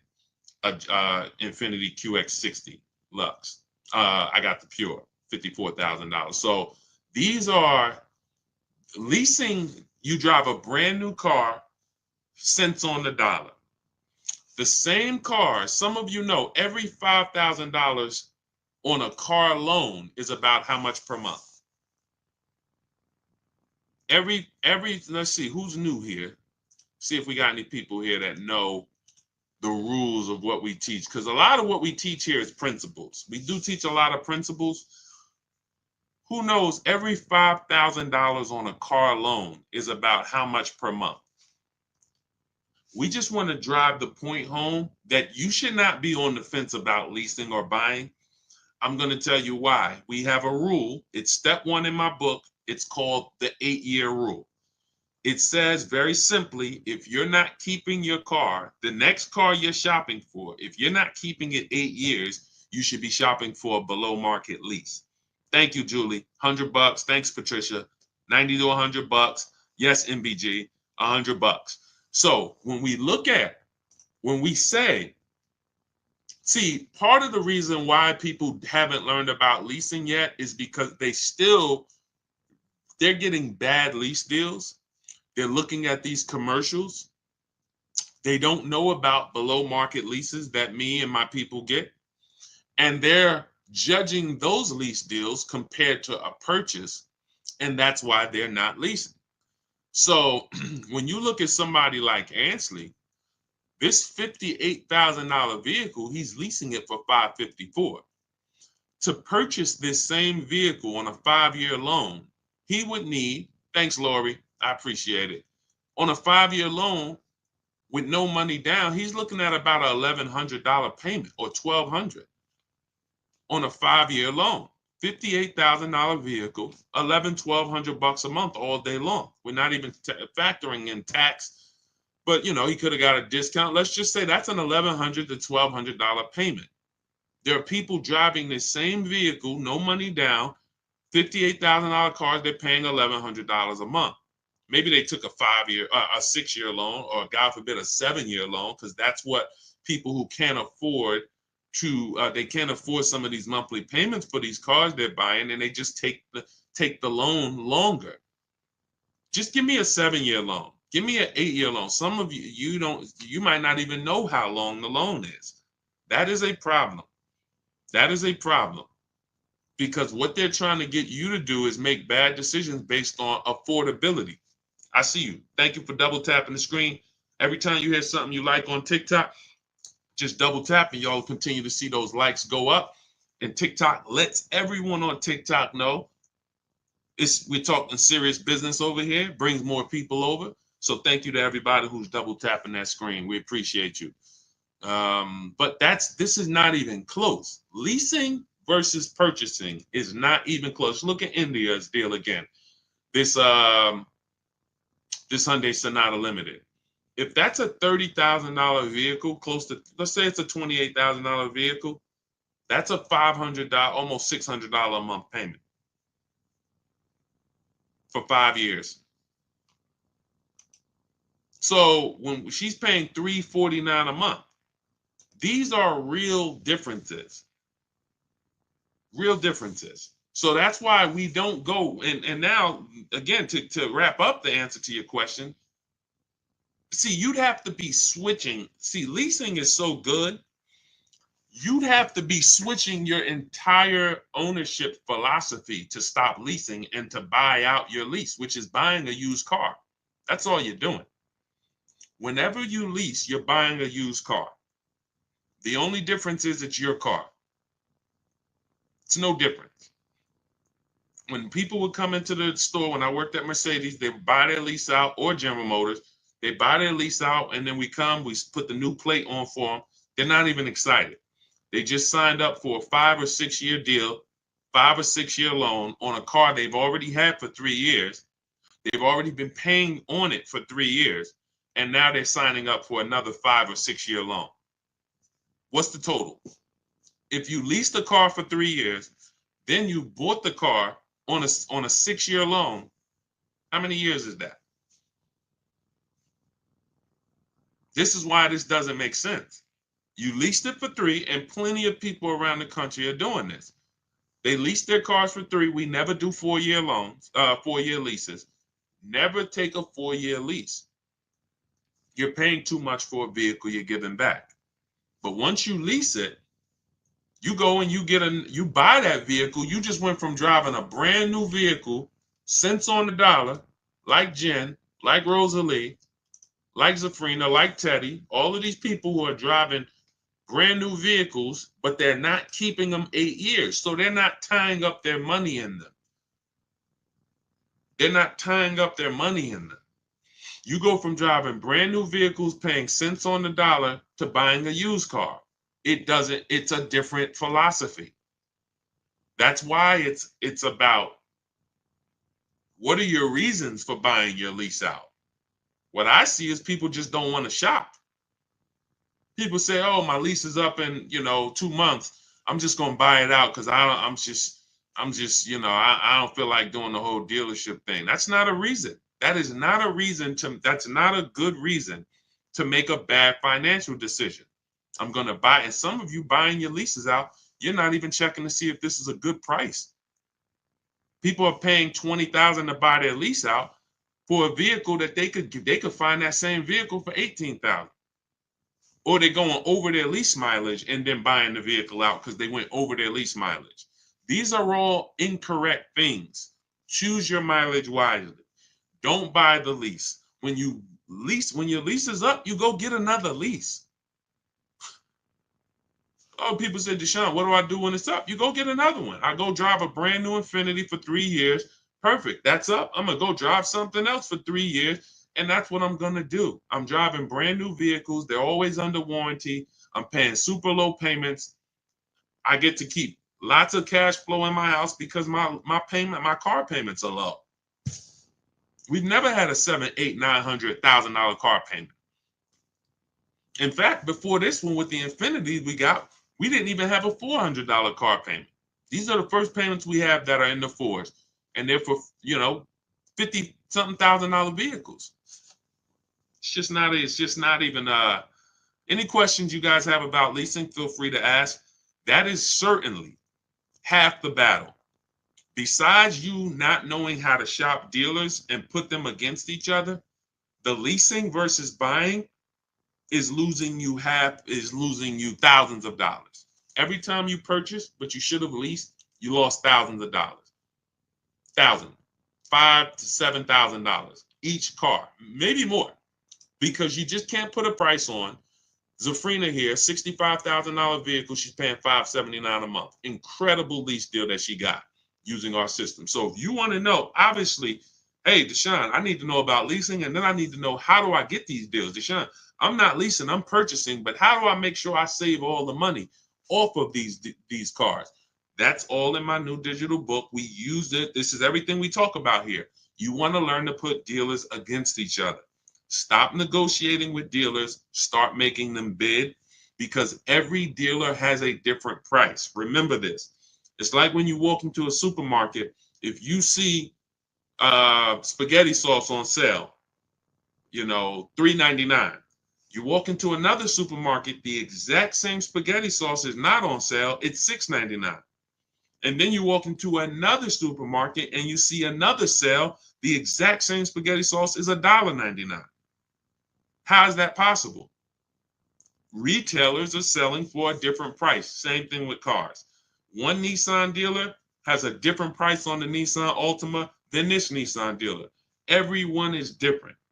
So in order for you to save the big money, you want to start saving the big money, and you want to guarantee that you save all the money you can, you need a system that's going to start making dealers bid, that's going to allow you to see all the options in the market instead of this, what NADA told us when we sold cars. Customers only visiting 2 dealerships. That's NADA, which is a huge company that reports to car dealers and tells us what's going on in the market. They told us you're only shopping 2 dealers.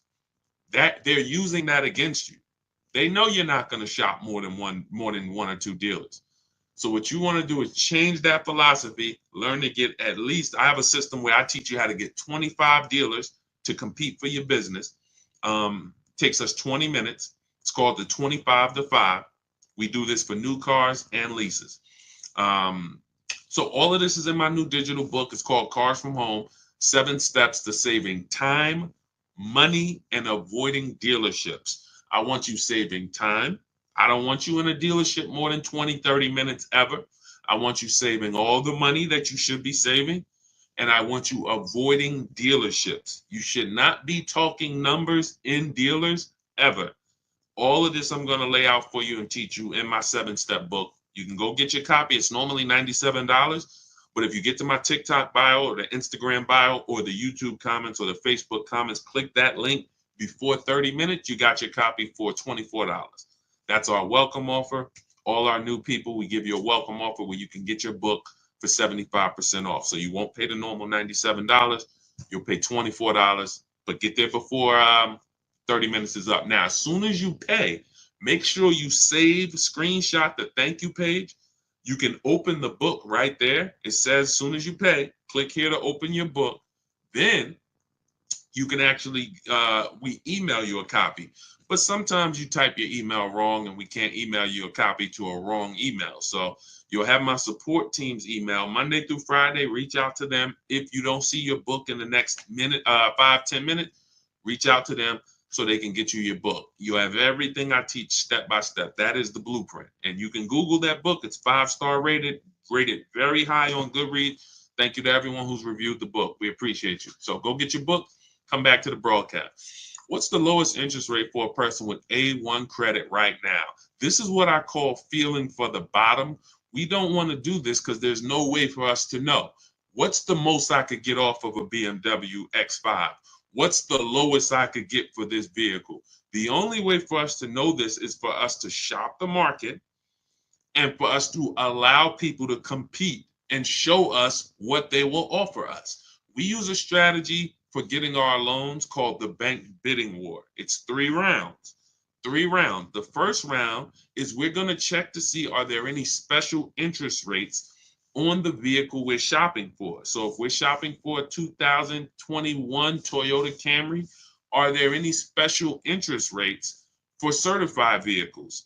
If we're shopping for a brand new Hyundai Elantra, are there any special interest rates for brand new Hyundai Elantras? 0%, 1%, 2%, things that no bank, no credit union would be able to touch. That's what we want to check first. Now, that's round 1. If there's a special interest rate, we don't need to shop anymore. If there's not a special interest rate, now what we're going to do, I have a tool in my book. It's called the Perfect Budget Calculator. It allows you to take the average interest rate. We tell you what the average interest rate is. You could take that average interest rate, Tell us what you want your payment to be. Tell us what your state is, how much down payment you want to do. And what we're going to do is that's going to create a bunch of goals for you. Who's ever been in a position where you're like, okay, I want to spend 30,000, 30,000, 30,000, and then you end up spending 32, 31. Type me if that's ever happened to you. Now, you can't negotiate the buyout on a lease. I haven't ever seen it. That number's set from the start. So what happens is when that happens, what you're dealing with is well, let's stay on the bank bidding war round 2. So once you have this tool, and again, the reason why, see, some of this stuff I invented. I'll give you the manual way to do anything that we do. Anything you want to try to do on your own, I'll give you the manual way to do it. We reach out to 25 dealers online. You could go and you can call around. I always tell you, ask for managers. Try to deal with only managers. If you don't want to talk to anybody, you use our system. But there are tools that we've created that no one else uses because we made them. So in my book is something called the Perfect Budget Calculator. That's going to give you multiple goals. It'll tell you if you get a 5-year loan, and you want to do no money down, this is what you can spend on a car. And it takes into account the taxes, the fees, because that's where it usually gets you. You go in, you're looking at a $30,000 car. You didn't factor in those taxes. You didn't factor in those fees, right? Next thing you know, they're like, oh, well, you got $3,000 in taxes and fees. Our calculator factors in for that early, and it tells you if you want to be at this payment, no money down, 5-year loan, that this is the state you live in, you can't spend any more than this on a car. And then it gives you other goals. And your max goal is going to be a 6-year loan with money down, using equity at your monthly payment. See, the reason why you're going over budget is because you don't have any goals below your max budget.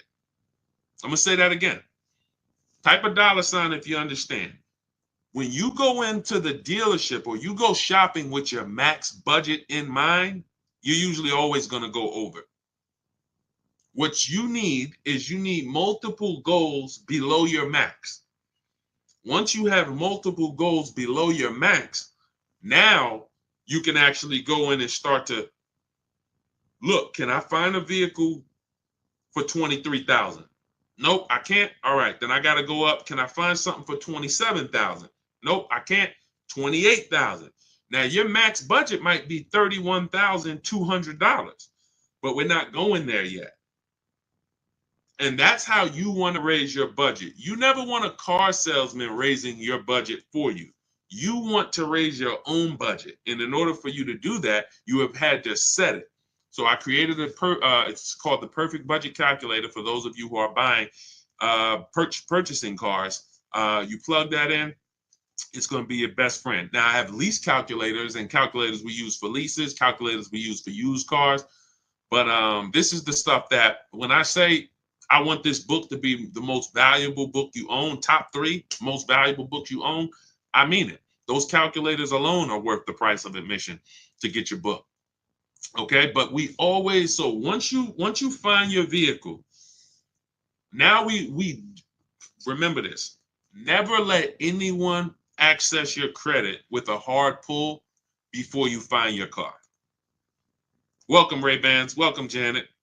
I shout out to the new followers. Thanks, Lori. Never let anybody run your credit with a hard pull before you have found your car. Once your credit is accessed with a hard pull, there's something called the rate window. The credit bureaus allow you to shop competitors. You can call, once you make your deal, you can call Bank of America and say, hey, give me an offer. Navy Federal, give me an offer. Chase, give me an offer. TD, give me an offer. You can let all these people run your credit. And at the end of the rate window period, it takes us 2 days to do it. it's going to have the same effect on your credit score as one hard inquiry. So when you go out and you find your car, you make your best deal, don't take the car. Don't say, oh, you want to take it today? No, there's a couple reasons you don't want to do that. First of all, especially if you have marginal credit. Sometimes the loan doesn't get funded. You got to bring the car back. But the real reason is if you're getting a loan, you want time to come home and shop your interest rates. That's the real reason. Put the car on hold. If you're not home already, you want to be home shopping interest rates.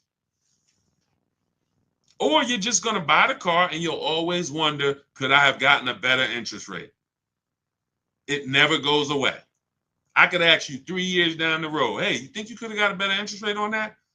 I don't know, man, probably. But when you had 10, 15, 20 banks competing, who understands that you're not going to have that thought? You're not going to have that buyer's remorse. Hey, you think you could have got a better loan? Nah, man, I had 20 banks look at my credit. No, and then I gave the dealers banks a chance to see if they could beat it. I got the best rate. You see what I'm saying? You want to guarantee. That's the difference. When you use what we're teaching you, you'll be able to guarantee that you paid the lowest amount for a car. Guarantee that you got the most amount for your trade-in. Guarantee that you got the lowest interest rate on your loan. Y'all, does that make sense? Type dollar signs if that makes sense. The world that we want you to step out of is a world where you had no assurance. You couldn't post your deal like Ansley and like these people I'm showing. Milligan. Look, Milligan saved $27,000 off a vehicle. It's doesn't even seem real. $79,000 electric Mercedes EQE. She got it for $51,300. Those of you who are on Facebook and Instagram, YouTube, you can see it. These deals don't come by accident. None of these people are posting their deals by accident. These come through strategy, making dealers bid, using the Cars from Home system. Cars from Home, this is where your power is, at home. This is where you make people compete at home. You use this thing that God gave us called a computer, and you use it for your advantage. And you're gonna be blown away by how empowered you are when you actually start shopping for cars the way you shop for these other things in life. You use the internet to shop for everything else, but when it comes to cars, you're not using it effectively. You haven't been taught how to shop for cars effectively using the internet. And that's all we do. We will never go in and spend more than 30 minutes in a car dealership negotiating or anything. We're not even ever negotiating in a dealership. You want your deals to be made from home. Whenever you're negotiating in a dealership, you're putting yourself in a position where someone can waste your time. You can't see the market. You can't get competitor offers. Nothing good happens in the dealership. All right. So that's the process we use, the bank bidding war process. Every other process to get your car loan is going to lead to buyer's remorse. It's always going to lead to, did I do the best I could have? When you get the bids, soon as you get my book, you get a blueprint called the Bank Bidding War Blueprint. I haven't combined it into my book yet. But for those of you who are getting you're financing your next car, it could be a used car, it could be a new car. But for those of you who are going to be financing, you want to use the Bank Bidding War. That's going to be your only way to guarantee that you got the lowest loan in the market and you paid the lowest interest in the market. Okay, so all of this is in my new digital book, Cars from Home. For those who just jumped on, it's a digital book, so it could be in your inbox in literally 3 minutes. It's normally $97. Part of my welcome offer, you can get your copy for $24, but it's only for 30 minutes. You got to get to my TikTok bio, the Instagram bio, the YouTube comments, or the Facebook comments. Click those links. You'll see as soon as you click, has Get Deshone's new book, 75% off. As long as that timer hasn't hit 0, you got yours for $24. Once the 30-minute timer hits 0, the price does go back up to $97. And it's worth every penny. You can Google the book. You can read about it on Goodreads. You can see all the people who've reviewed it. But as part of my welcome offer, I would like you to, $24 is better than 97. So go grab your book, come back to the broadcast. As soon as you get your book, make sure you screenshot the thank you page. That has my support team's email. Some of you, you're typing very fast. You don't realize you type your email wrong. We can't email your book to an incorrect email. So Monday through Friday, you can always reach out to my support team if the book is not there in the next 5 to 10 minutes, and they'll get you your book. Make sure you check your spam too. Sometimes it does go to spam. And lastly, for those of you who want to work directly with me, if you qualify, we have a button that you can press in those links that says Shop with Deshone, and you can see if you qualify to shop for us to shop together. I've been shopping with people all around the country since 2021. So you can go to those same links. You see me sharing a lot. You see me sharing a lot of people in my Facebook group. It's the same system. It's just everyone learns different. Some people like a do-it-yourself system. Give me the do-it-yourself, Deshone. I'm going to follow the blueprint. That's my book. Some people like a done-with-you solution. You want a group of people. We have 2,000 people that came before you, 1,500, 1,600 people in our Facebook group, coaching by me. If you want to learn that way, videos instead of the book, you'll be able to watch 3 to 5 minute videos that I made. You can click that button that says Shop with Deshone. But again, everyone won't qualify for that program. But I don't care how you get it, just get it. I don't care how you pay less than everyone for cars, just pay less than everyone for cars. That's all that matters to me. That's why we make the information, we put it everywhere. Get in where you fit in. Go ahead, Dolan.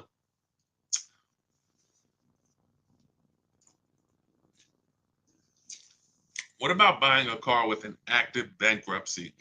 As far as I know, I'm not an expert on credit. But as far as I know, you're going to have to wait for the bankruptcy to be discharged. And once you're cleared to go buy something, I've seen more people end up at a 700 credit score after less than a year out of a bankruptcy. I've seen a lot of people get to work. You should follow somebody by the name of Shonda Martin. Shonda, Shonda Martin. Her pages are Road to 750 Plus. She's all over YouTube, Facebook, Instagram, TikTok. Road to 750 Plus. And what she does is she gives these insiders. She's just like me, except with credit, because she has the tools you'll need to get yourself to a great credit score fresh out of this bankruptcy. But I have seen people who came out of bankruptcy and they had a 700 score like within a year. If you're doing the right things, you can literally rebuild your score to a 700 very quickly. But I wouldn't know how to. If you didn't need a car before then, I would hold off. I would get an inexpensive car. Excuse me. I try to find something on Facebook Marketplace, $1,500 to $2,500 until I could get my credit to where, see, if you don't have the credit right now, most people are going out to flex, and they shouldn't be going out to flex. They should be setting themselves up. In my book, I teach a strategy for, you got to know, are you keeping your car long term or not? If I'm keeping my car 8 to 10 years, but I have bad credit, that's not a hard fix. I got to get a great price on the car, and then I'm going to refinance the loan. Now, that's easier said than done. That's why we have a book about it. You have to get a great price on the car, because oftentimes people with bad credit, they're taxing you on the car and the loan. You're overpaying for the car and the loan. And so, if you're there's nothing wrong with overpaying for the loan because you don't have good credit. But you need to get a great price on the car. And I know you may have not been taught to separate these things. Another thing we do with the Cars from Home system that we teach is we separate our transaction. Who you buy your car from, that's different than who you're going to get your loan from. That's different than who you're going to sell your old car to. Some of you, who's given a dealership 3 transactions? You bought a car from them, got a loan, traded your car in. Type me. If you've ever bought a car from a dealership, they got you the loan, and you traded your car into them, type me. Dush's, I see you on Instagram. It's in my Instagram bio. Click the link that's in my Instagram bio. There's a website there. Click that link. Come on, everybody, lock in. Lock in. I forget. Now I forgot the question that I just asked. See, sometimes I get to read in comments and then I forget the questions that I asked. What's up, Hi Taylor? Okay, we're talking about separate. Okay, yes. If you guys have, so who's bought a car, traded in a car, and got a loan from the dealership? Let's see, who's going to be honest? Sometimes people don't like to be honest because they think we're going to talk about them here. But we're using you for a real example. If you're here, you could deal with the bad news because that's what I am first. Nobody's going to get to the good news coming through this page without getting the bad news first. That's just what we do here. I got to tell you the mistakes you've been making, not shopping around. I got to tell you the mistakes you've been making, not leasing, not separating your loan, not separating the loan from who you buy the car from. So every single time you buy a car from a dealership and get a loan and you trade your car, that's 3 transactions. That's 3 different transactions that you just did with that dealer. You bought a car from them. You got a loan from them. See, there's people in the loan business, they don't sell cars. Think about that. There are people that are in the loan business, they do not sell cars. All they do is sell money. They don't have a car to sell you. They just want to give you a loan. Don't you think you should give them an opportunity? Yes or yes? Come on, stay by your keyboards. I know the people that are getting the most out of what we do here because you're always the most active. Some of you can't always type, but some of you who are active, I know you get the most out of what we do here. So when you look at there's companies that only want to give you a loan. We need to get their offers. Now, the 3rd transaction is for those of you who've traded in a car. You've traded in a car. We don't trade because when you trade, you can't get bids. We get bids. We don't trade cars. We like to get our car on the market, on the online market, see companies like CarMax, Driveway, Carvana, AutoNation, Car Guru. These companies will write a check for our car, cut us a check the same day. So those of you who are just going into the dealer saying, hey, what will you give me for my old car? You're losing thousands of dollars. You're not putting your car on the open market where the buyers are.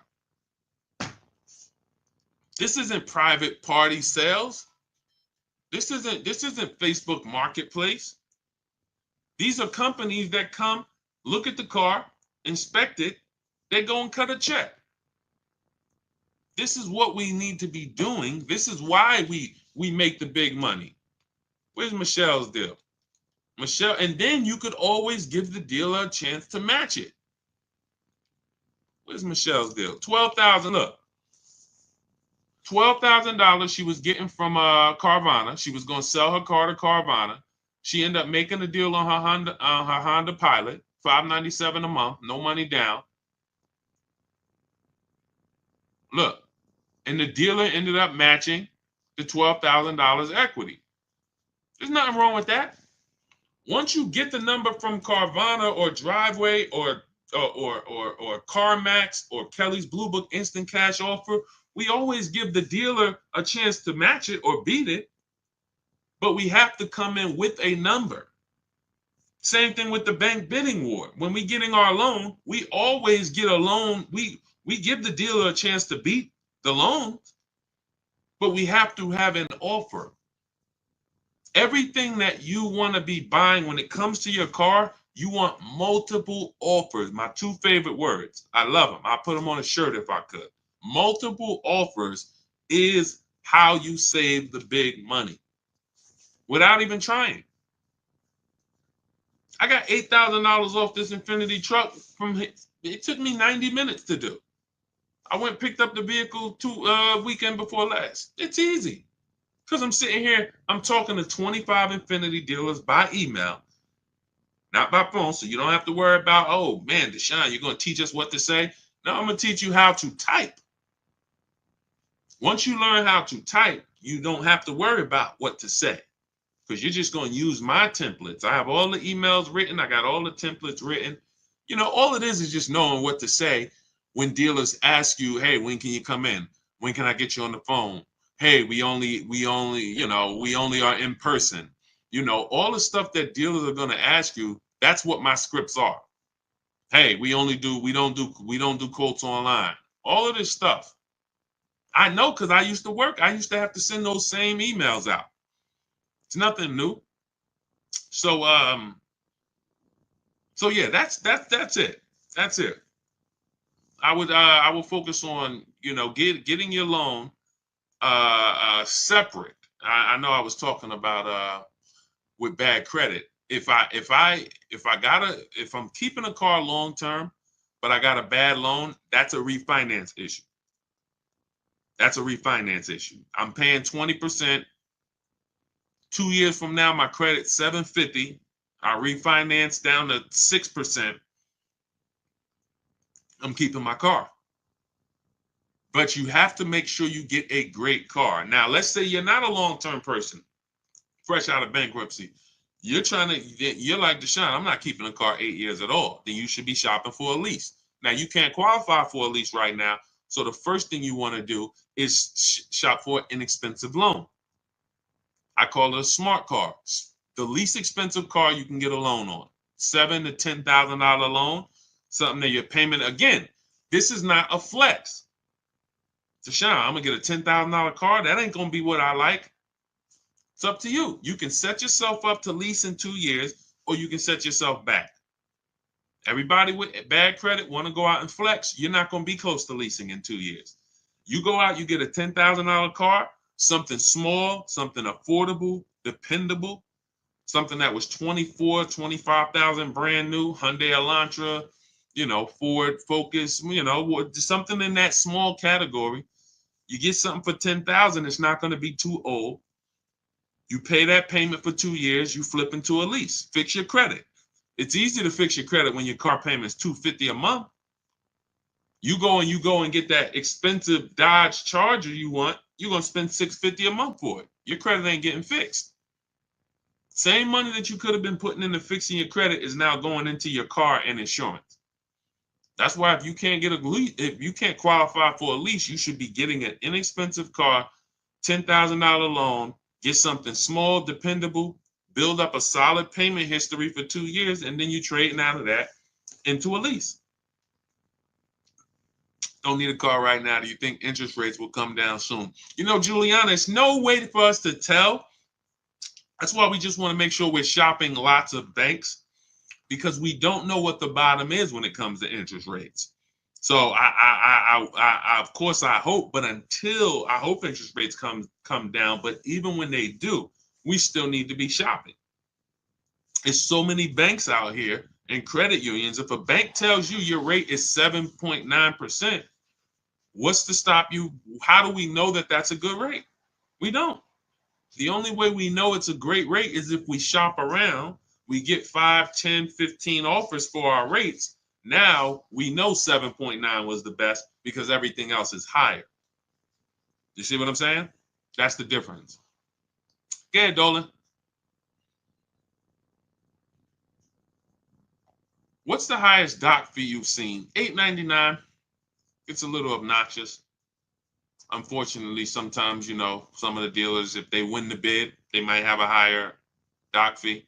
But yeah, that's usually, and again, whether it's a used car or a new car, once they win the bid, if they're the best price car, if they have the high doc fee, it doesn't matter. They're still the best.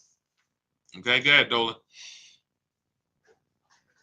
Do I look to a bank or credit union for my loan? We kind of went over that with the bank bidding war process. You should watch this over again. We use a process. Thanks, New York Gal. Appreciate it. We use a process called the bank bidding war, where we let multiple banks and credit unions compete for our loan. Okay. And we shop in a way where the credit unions allow us to do that. I mean, the credit bureaus allow us to do this. Can you negotiate the buyout on a lease? I haven't seen it. Usually, see, because that has nothing. This is what I tell you: when who's had a dealership call you and say, "Come, bring your lease back early. We'll get you out of it." Who's had a deal? Who's had a dealer? Who's getting calls or emails or letters saying, "Hey, come on in. We'll get you out of your lease early." Who's getting those letters or calls? Let's go. Type fast. If you're getting those calls, this is why. Okay? They're predictable. They're predictable. It's always when people tell you they're getting you out of your lease early, it's not even between them. It's between you and the bank. You owe the bank a certain amount of money. In order for them to get you out of the lease early, they have to pay off that money. It's that simple. If they're trying to get you out of that lease early, but they're not paying off that loan, what they're doing is they're rolling over the remaining balance to your new car. So let's say you got 4 payments left on your lease. You go into a dealership, they get you out of it, you go into another lease. Whatever your new lease payment is, if you didn't have those 4 payments, it would have been lower. So you might say, Deshone, but I could afford it. It's $500 a month. But if you didn't have those 4 payments, it would have been $425 a month. Those 4 payments are in the new car. And what they depend on is the fact you're desperate and you're not going to see those numbers and you're not going to care about it. But the fact is, when you roll out of your lease early and you say, all right, well, I got 6 payments left. I'm just going to go in and get out of this thing. That money does not disappear. And the worst part about it is your next 3-year lease, you're paying for that old vehicle in the new one. So you're driving this new car around, but some of it is your old car that that balance, those 4 payments that you had to roll over. So that's why we're not big on getting out early unless it's a penalty we're trying to avoid. Then we'll consider getting out early. But that's between us and the bank. It's not the dealership. The dealership knows nothing about the car and it's the bank's car. That's why when they say, oh, we'll get you out, they're lying to you because it doesn't even belong to them. The car belongs to the bank. And most times, again, like I said, they just want you to come in so they'll roll these over. That's why we do an equity assessment ourselves. Step 2 in my book. First step is we need to decide whether we're buying versus or leasing. That's the 8-year rule. It's very simple. Are you keeping the next car 8 to 10 years? Yes, you buy. No, Deshone, definitely not. Then we should be shopping for a lease. A below market lease, not a regular lease. So once you make that, second thing we do is equity assessment. What is an equity assessment? We need to find out the most money we can get for our current car or our current lease. Who didn't know you could sell a lease? Who didn't know you could sell a lease? We've been doing this for 3 years. Some of you have low mileage cars. You drive a very low mileage. You may have equity. $3,000, $4,000, $5,000. During the pandemic, we were helping people make $7,000 to $10,000 selling their leases. It was unbelievable. That's over. But there are still some people who have vehicles with high resale values and have vehicles with low miles that they're selling their leases. But this is what we do. We do an equity assessment ourselves. We don't let a dealer tell us anything. The dealer says my vehicle is worth this. No, we don't believe that. Like, what if they're lying? Oh, yeah, I didn't think about that. We do. So we need to verify what we can get. When you look and you do your own equity assessment, which I'll teach you how to do, takes 20 minutes. You get these 6 offers. You can see, wow, I see I could buy my lease for $20,000. Somebody wants to pay me $22,000. That means I could get out. You don't need a dealership to tell you, oh, because some of you going to see, wait a minute, It don't look like I could get out my lease early, Deshone. I says I owe 20, but I'm only getting offers at 18, but I owe 20. Yeah, that means you got to stay in it until the end. You can't break the contract. Oh, so what if I call the dealer? If you call the dealer, they're going to put you on a car. It's not even a question. A dealer is never going to say we can't put you on a car unless it's a negative equity, too much negative equity, or credit is way too bad.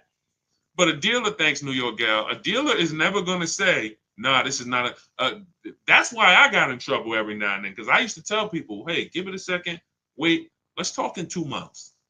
And they used to say to me, why'd you let them leave? I'm like, listen, I think we can make a better deal for them in 2 months.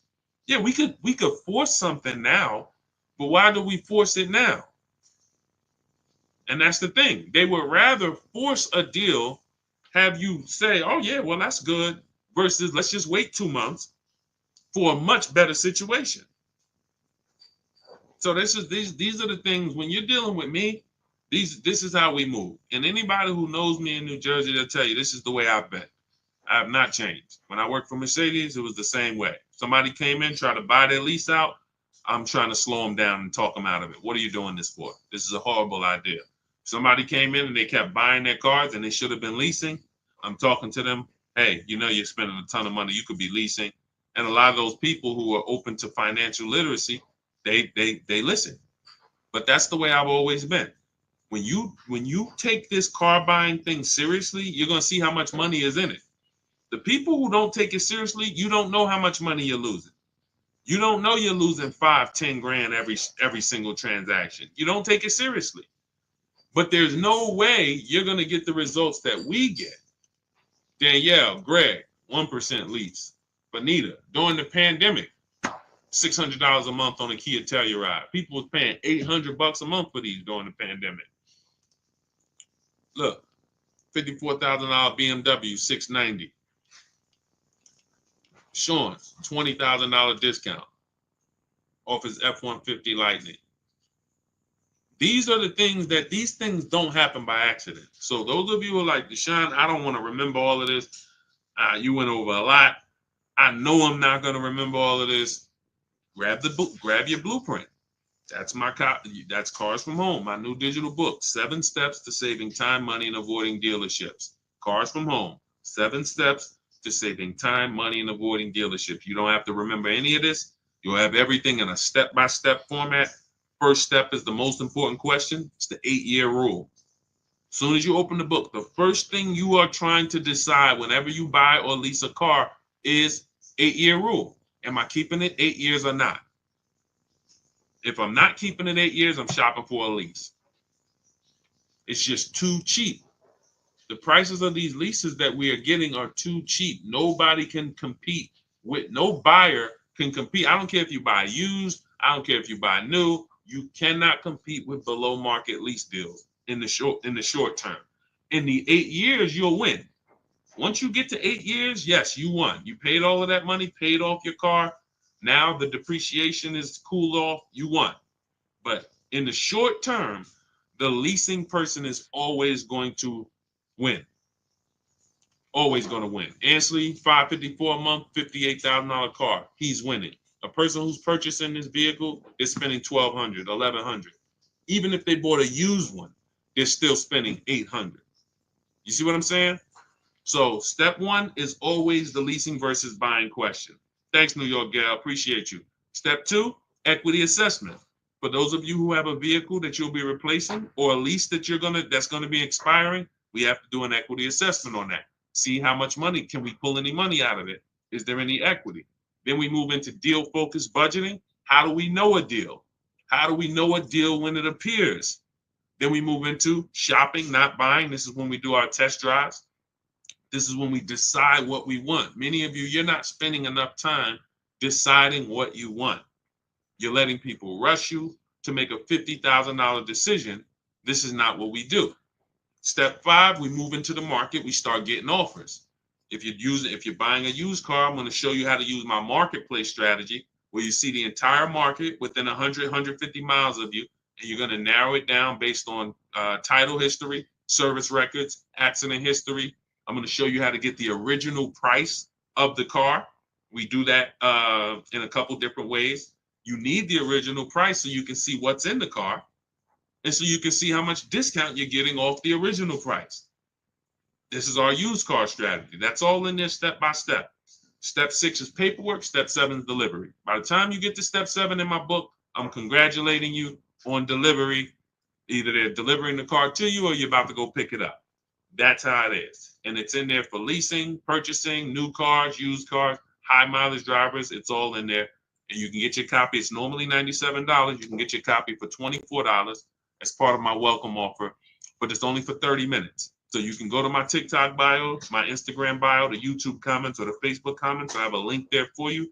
Click that to activate your 75% off. And then you'll see a button that says click the book. As long as you get there before the 30 minutes, you got your copy for $24. Okay, make sure as soon as you get your book, please screenshot the thank you page so you have my support team's email. Check your junk, check your spam. If your book is not there in 5 to 10 minutes, connect with my support team Monday through Friday. They'll make sure that you get your book. And lastly, for those of you who want to shop together, you want to consider, if you want to see if you qualify for us to shop together, there's a button there for you guys too. I have been shopping with people all around the country since 2021 for the last 3 years. This is where instead of reading, you guys have access. You'll have access to videos. You have access to coaching calls with me twice a month. Our private Facebook group. However you decide you want to learn, doesn't matter to me. I just want to make sure you pay less than everyone else for cars. So watch the free streams, watch the free videos, get the blueprint, join the course. It doesn't matter. Just make sure you are applying what you are learning so that when you get your cars, you're proud to send me the deals. I want you to feel proud sending me the numbers. And the only way you're going to do that is to shop the market. Okay? Confidence comes from shopping the market. Every single car you're getting, you should be getting at least 5 to 7 offers minimum. Okay? And that's what we want you to do. That's how you save the big money. My Dukes, the book is in the TikTok bio. Just click the picture of me. Go to my TikTok bio. You'll see a website there. That's where you'll get your 75% off at. Okay? Eliza, welcome. Welcome to the new followers. Thank you, everybody, for tapping in. We will be back for another stream. Everybody who got your book, enjoy it, use it, hold yourself accountable, stick with the steps, don't jump ahead. You shouldn't be at step 7 until you're picking up your new car. Okay? And for those of you who are working with me personally, I'll see you inside. I'll see you on our Facebook group. All right? God bless. Let's continue to unlearn so that we can relearn.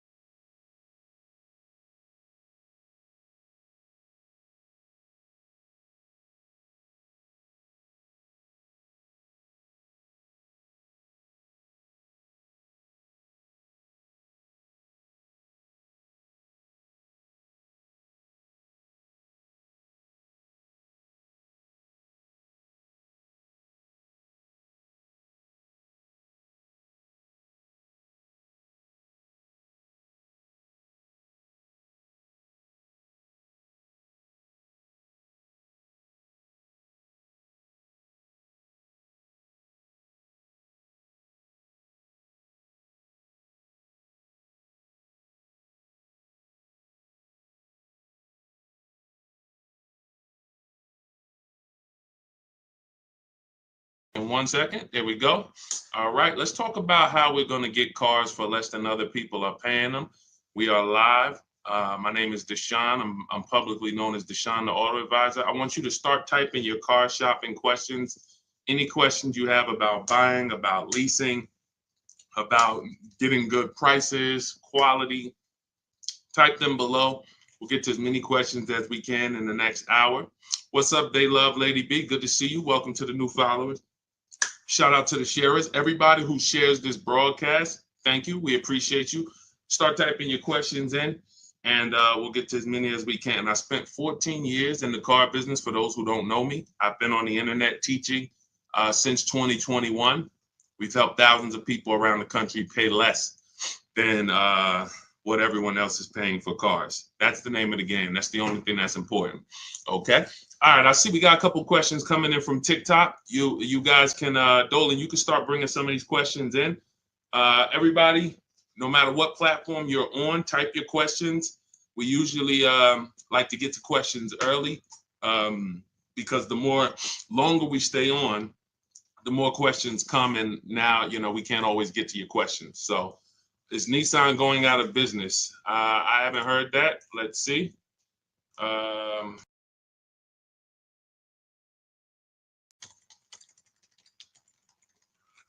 see it's a popular question online. So in dire straits, but could Honda save the day?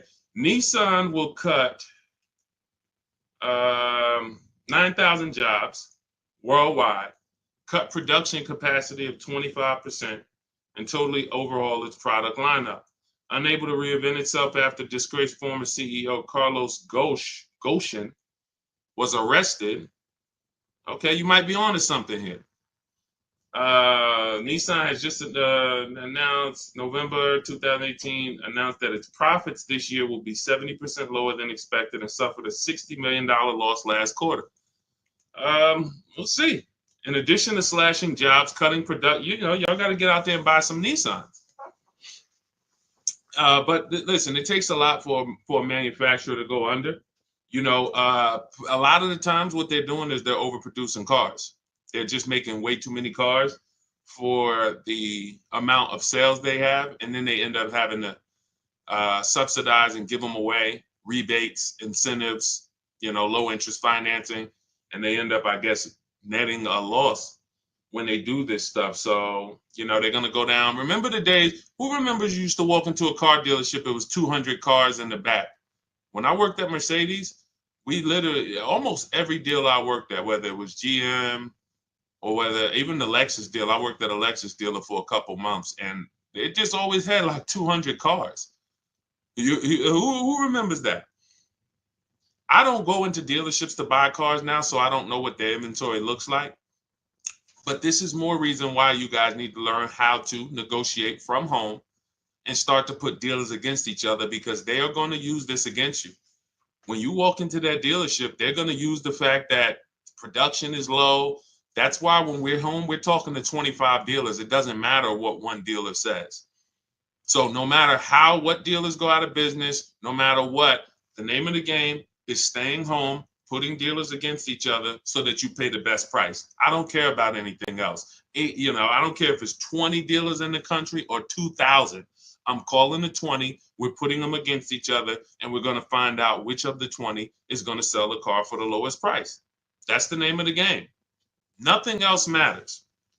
Okay? Nothing else matters. Everything, and for those of you watch the streams, you watch my free videos all over social media, if you want the exact blueprint, everything that I teach step by step, that is my new digital book. It's called Cars from Home, 7 Steps to Saving Time, Money, and Avoiding Dealerships. So you're going to have an entire 7-step system for getting below market leases, purchases, new cars, used cars from home. You're doing 90% of the work from home. We only need to be in dealers to test drive. We only need to be in dealers to pick up. We are not negotiating from the deal inside the dealership. So if you want the exact blueprint, that's my new book. You can see it's rated very high online. Thank you to everyone who's reviewed the book. You can get a copy. It's normally $97, but as part of my welcome offer, for 30 minutes, you can get a copy for 75% off, which is $24. So go to my TikTok bio, my Instagram bio, the YouTube comments or the Facebook comments, click those links, and then grab your book at 75% off. And you'll just have everything I teach step by step for putting these dealers and banks against each other. Okay, go ahead, Dolan, shoot the next question up. Keep typing your questions, everybody. Let's get to as many as we can. What's up, Wilfredo? Stephen May, good to see you. See the people checking in on TikTok. Is it better to buy used than new? It's two things. Affordability. Can you get everything you want in a new car, everything you need in a new car, and be under your budget? If so, then you have the option of getting a new one or a used one. You could afford both. Some people can't. Some people say, I need a 3-row SUV. I want it to have leather, remote start, navigation. I want it to be in a luxury class. And I can't get all of that. I can't get everything I want in a new vehicle for my budget. And they end up buying pre-owned. But if you could afford both, then it's really a matter of your values. Do you want, so you guys know, how many years do I teach? Let's see. Listen, everybody go to your keyboards. I want to know how many new people we have on here. If this is your first time on a stream with us, type the number 1. Type the number 1. Okay, Monty said 8. You know the question I'm about to ask the next time, Monty. It's not fair. That's not the question that I'm asking. I'm asking who's new. Ernest, welcome. Shout out to all the new people. Everybody who's new, who's typing a 1. If this is your first time on a car shopping stream with us, type a number 1. Type 1. Rolito, good to see you. Erasmo, I'm sorry, I probably butchered your name. Forgive me. Carmen, welcome. So we have some principles here. Veronica Brown, good to see you, that you might not be familiar with. And one of them is something we call the 8-year rule. The 8-year rule says if you're not buying cars to keep 8 years, you should not be buying cars. You should be shopping for a lease. You're going to pay a lot less as long as you know how to get good lease deals, structure them correctly. So if you are buying your vehicle, then I'm assuming you're keeping it 8 to 10 years. So some of you might say, well, I only buy a new car every 10 years, Deshone. I'm gonna just buy a new one because I don't want to buy it used. That's fine. So this is not the question of new or pre-owned comes down to 2 things: budget and then values. If you could afford both, then ask yourself, do you want to get a great deal on a brand new one, save all the money you can on a brand new one, or do you want to knock 20, 30, 40% off the price, shop for a pre-owned? You're not going to get the latest. You're not going to have the, full warranty, but you will knock 20, 30, 40% off the price. That's a matter of values. Okay? There's no right or wrong there. Okay? Go ahead, Dolan. Let's go, everybody. Keep typing your questions. This is Car Shopping Questions and Answers. I'm your host. I'm known as Deshone, the Auto Advisor.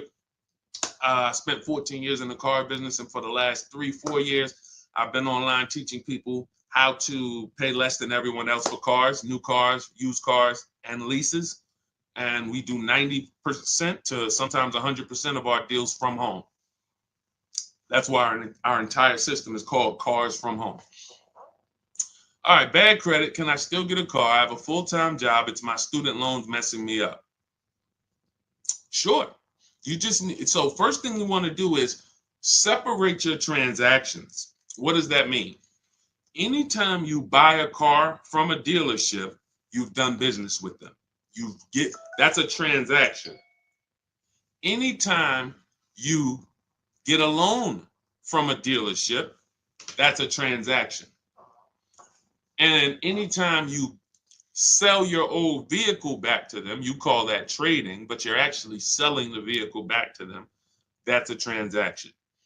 So in order for you to get a great deal, the first thing you're going to have to do is start separating the parts of your transaction. So we separate those 3. Who we buy our car from is different than who we get our loan from. That's different than who we sell our car to. Because if you give your car, you trade your car into a dealership, they give you $10,000. But you could have sold it to Driveway for $12,000, then you lost. Is that a loss? Can we all agree? Can we all agree before we move forward? This person's asking, they said they have bad credit. They want to know if they can get a job. If you could have sold your car to a buyer like Driveway for $12,000, but yet you lock in, y'all. Come on, y'all know the people who get the most out of what we do here are on their keyboard. They're not eating cereal and watching a bunch of stuff while they're trying to listen to me in the background. You're not going to save thousands of dollars on cars being distracted. So going back to the separating of the transactions, if you don't separate your transactions, you can't make sure you got a great deal on each one of them. Hit the like button if y'all understand that. You need to get a great deal on your old car. That means whoever, if there's buyers out there, you need to get the most money for your old car. If you don't get the most money for your old car, you didn't get a great deal because you left some money on the table. If you could have got a 4% interest rate or a 5% interest rate, but you're paying a 6% interest rate or an 8% interest rate, you didn't get a great deal. Hit the like button if y'all understand that. This is okay, I got a great deal on this Honda that I bought. The dealer took off a bunch of money.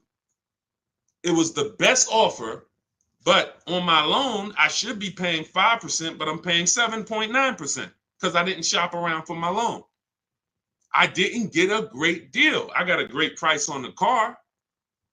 So this is the name of the game.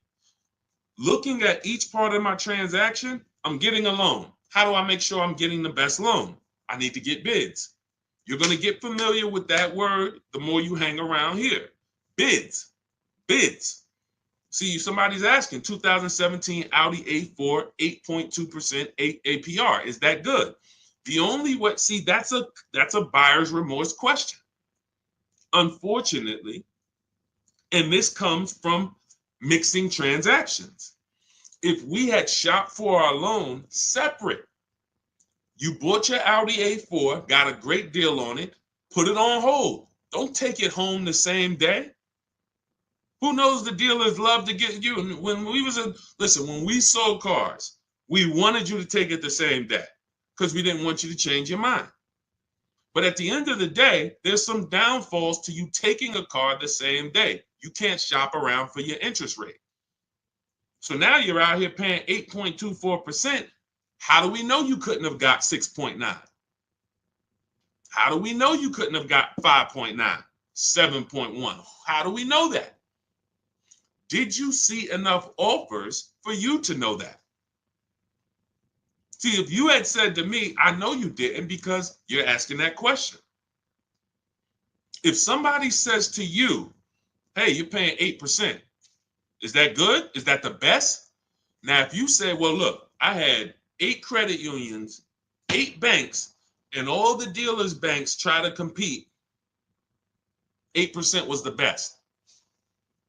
You see the difference? You see the difference? One deal says, hey, I got 10 banks to make me an offer. 8%, 9%, 8.2, 10.1, 11%. 8% was the best.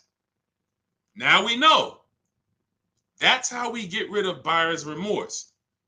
We must get offers. The reason you guys have buyer's remorse like you do and anxiety, even before you make a deal, you're not getting offers. So whenever you're about to make a deal, you hesitate because you don't know if it's a good deal. You can solve all those problems by learning the Cars from Home way to car shop and getting multiple offers. It's very simple. It's easy, much easier than what you've been doing in these dealerships, and it guarantees we got the best deal. I want you to move from this place of hoping to a place of guaranteeing, okay? So what you're going to do with your credit not being good is you are going to determine first, are you a leaser or are you a buyer? Should you be leasing? Are you buying cars to keep 8 to 10 years or not? No, Deshone, I'm not. So if you're not, then your goal should be to set yourself up to lease. Now that might take you 2 years. You get you an inexpensive car, get a small $10,000, $12,000 loan, pay that payment, $250 payment, pay it on time, build up your credit. You're not going to drive the fanciest car. This is my plan for short-term people with bad credit. It's in my book. It's in everything I teach. If you have bad credit, you know, Deshone, I should be leasing. I want to be driving brand new cars, you know, like the people you show in these streams, paying cents on the dollar, super low payments, but I don't have the credit yet. You're setting yourself up. Let's get set up for the lease. And if you're a person with bad credit and you are going to keep the car 8 to 10 years, then you got to make sure you got a great car. Find yourself a great car. You can use our system, new car, used car. Once you find that, you use an independent lender. I have some I recommend in my book. And now, LendBuzz is one of them. LendBuzz is a solid company. You're going to pay higher interest because your credit's not good. But in 18 months or a year or 2 years, when you fix your credit, now you refinance. So 2 plans for people with bad credit. One of them is short term, small car, flip out of it into a lease in 2 years, drive something you don't like for 2 years, pay it on time, fix your credit, be responsible, invest in your credit so that you can go out here and make power moves, and then you move into a lease. The second plan is for the long-term person with bad credit, 8-10 years. Fix it up, buy your car, get a great deal on it. You're going to pay 18%, 20%, 25% interest, whatever it is, and then you're going to fix your credit and refinance. Simple. Simple. These are the plans. Okay? All of this is in my book. For those of you who like Deshone, there's no way I'm going to remember all of this. You can grab my book. That's the blueprint to everything I teach. It's called Cars from Home, 7 Steps to Saving Time, Money, and Avoiding Dealerships. It's already 5-star rated. You can Google it, and you can get a copy for $97. But if you get there, as part of my welcome offer, you get it for $24, 75% off. So it's normally $97, but you can get yours in my TikTok bio, my Instagram bio, the YouTube comments, and the Facebook comments for $24 for the next 30 minutes. And it'll be in your inbox. You'll have the entire bad credit plan from start to finish to set yourself up. Okay, so use that 75% off link in the comments or in my bios. But it's a digital book. So as soon as you pay, on that page is the link to open your book. I also email you a copy. Make sure you have my support team's email because some of you type your email wrong. All right, let's go. Let's go. Go grab your book. Come on back to the stream. And that's just those of you who don't want to bother remembering all of this stuff. You're not taking notes. Our price is going to be low. Wagoneer with such back orders. I don't care about any. If I'm shopping for a Wagoneer. Oh wait, Dolan. What question are we doing? Okay, this is Gangrene Jets. Our price is going to be low. Wagoneer with such back orders. First of all, if I'm shopping for a Wagoneer, my only objective is to connect with 25 dealers. I have a strategy in my book. I'll show you how to do it in 20 minutes. I want to get 5 to 7 offers, and I'm going to see who's going to sell me the vehicle at the lowest price. It's very simple. All of that other stuff is defensive, and you can't control it. I don't care about one dealer's back orders. I don't care if I went to 2 dealers and they told me it's back orders. I want to talk to 25. Whenever we're shopping for a new car or a lease, we are speaking online by email through to 25 dealers. I already have the scripts for you. Now you could do this yourself. You want to pick up the phone and call around? That's fine. The reason why you must do this is because you're going to see that out of 10 Jeep dealers, 8 of them are overpriced. Their best deal is never going to be the lowest deal in the market. They're not going to go below a certain amount. They would rather sell the car to somebody else.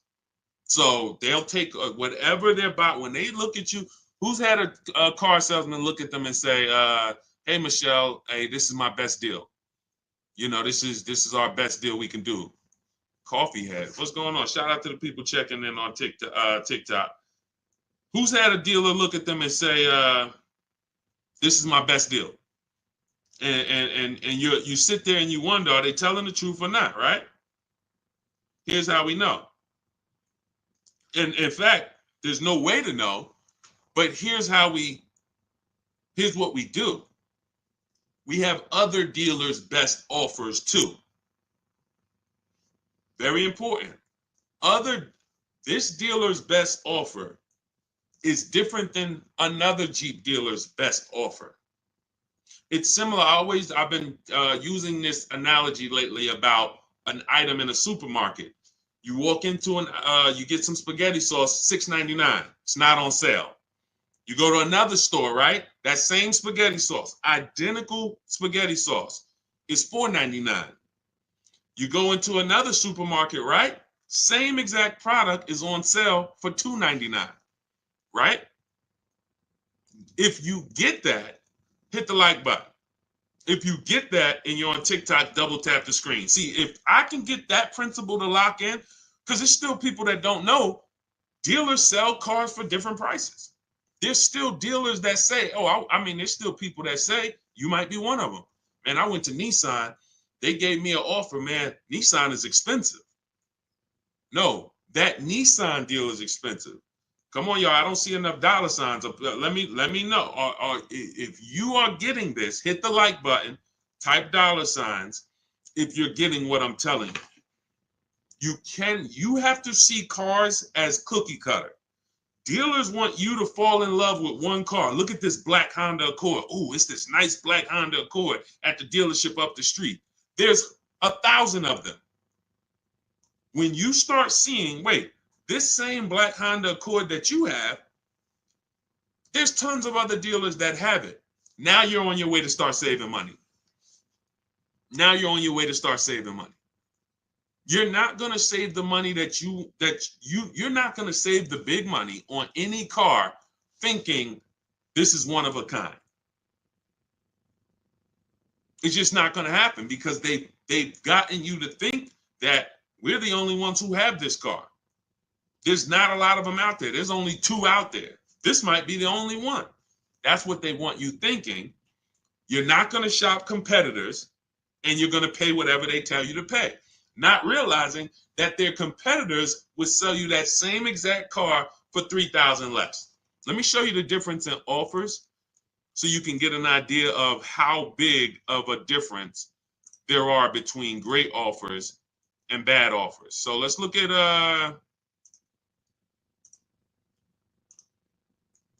Teddy. Teddy's always a good deal because it's a what I love about Teddy is there's a $300, wait, not 856, 956, 1056, 1123. So from Teddy got a BMW from his best offer of $856 a month, no money down, $73,000 vehicle, to his worst offer is $1123 a month, no money down. Same vehicle. Look at this.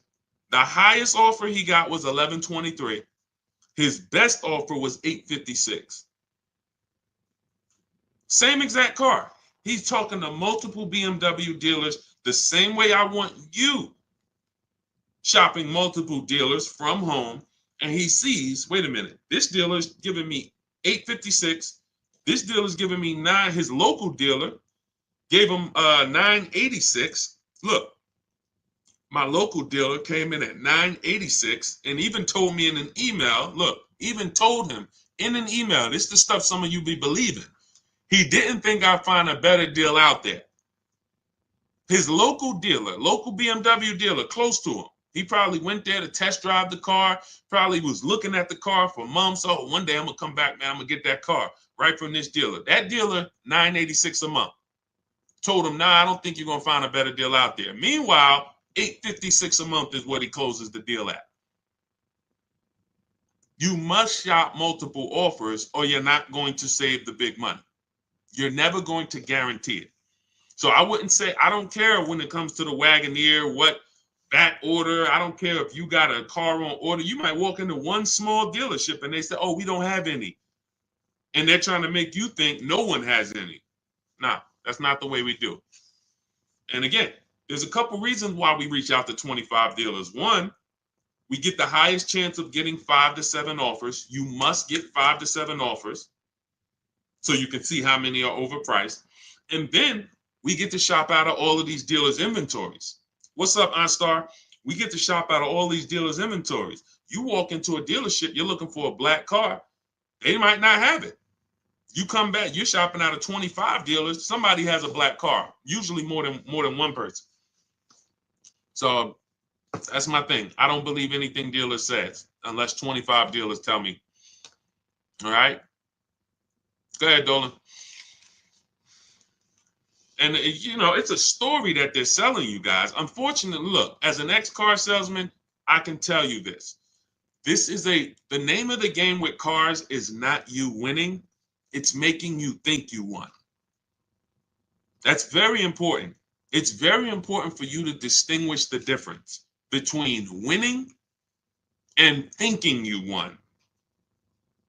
Winning is you saw all the offers, you had a lot of people competing, you picked the best offer. That's winning. Thinking you won is you didn't see a lot of offers. You went into one dealer, maybe two, and you went and you negotiated. You try to negotiate your way down, and then you just shake hands hoping that you did okay. It's a very big difference. One is anxiety prone, buyer's remorse prone. The other is not. One guarantees you save the most money. The other does not.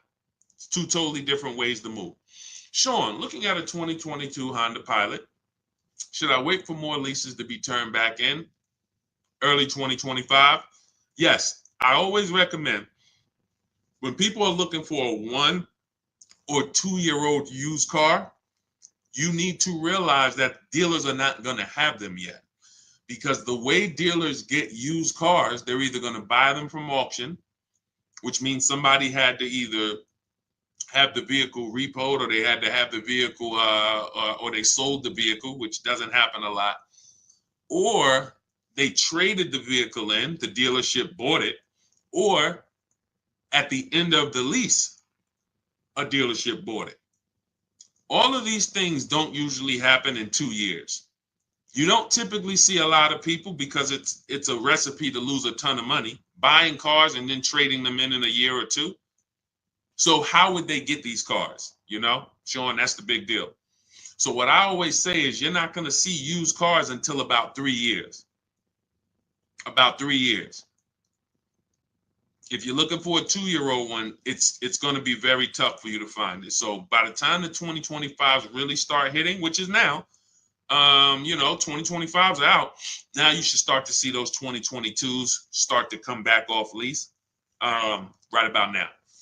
And never buy listen, well, you're not buying a 2-year-old one or a 1-year-old one. So it doesn't matter. But yeah, that's what you would do.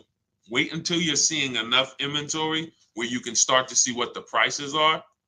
Because if you don't have enough inventory to see the prices, you're gonna guess. And now you're in trouble. You could be in trouble. You could be in trouble. Okay? So that's what you do. Go ahead, Dolan.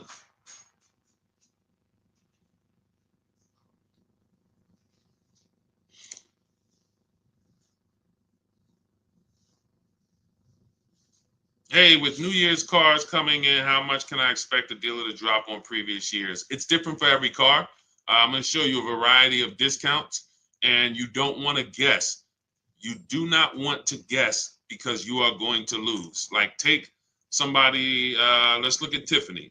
So I'm going to take somebody like Tiffany. Tiffany she used my book. She's using what you would learn. You have my book. You can use our systems to create this bidding process. She got $6,500 off. You can see right here, a $44,000 Mazda CX-90. 6,500 off. Now she got multiple offers. So who has this car? Some of you may have this car. And you're like, Deshone, I didn't get 6,500 off though. This is why we got to change the way we're shopping. So she got 6,500 off. That's on this car. Now, somebody like Sean, he gets 20,000 off on an F-150 Lightning. Somebody like Milligan, she gets $27,000 off with the rebates and discounts on her Mercedes EQE.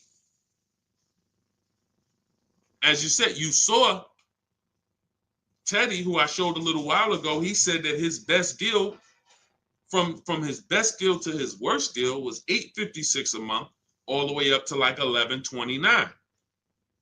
So you have no idea how much the dealer who's going to win your business is going to take off. because you don't know what rebates are on the vehicle. You don't know what incentives they've given them. You don't know anything. Who cares? You come in and asking for the invoice price.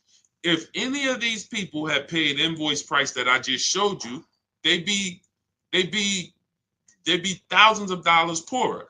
If Tiffany, instead of 6,500 off, she just took the invoice price, she would have just paid like 4,000 more.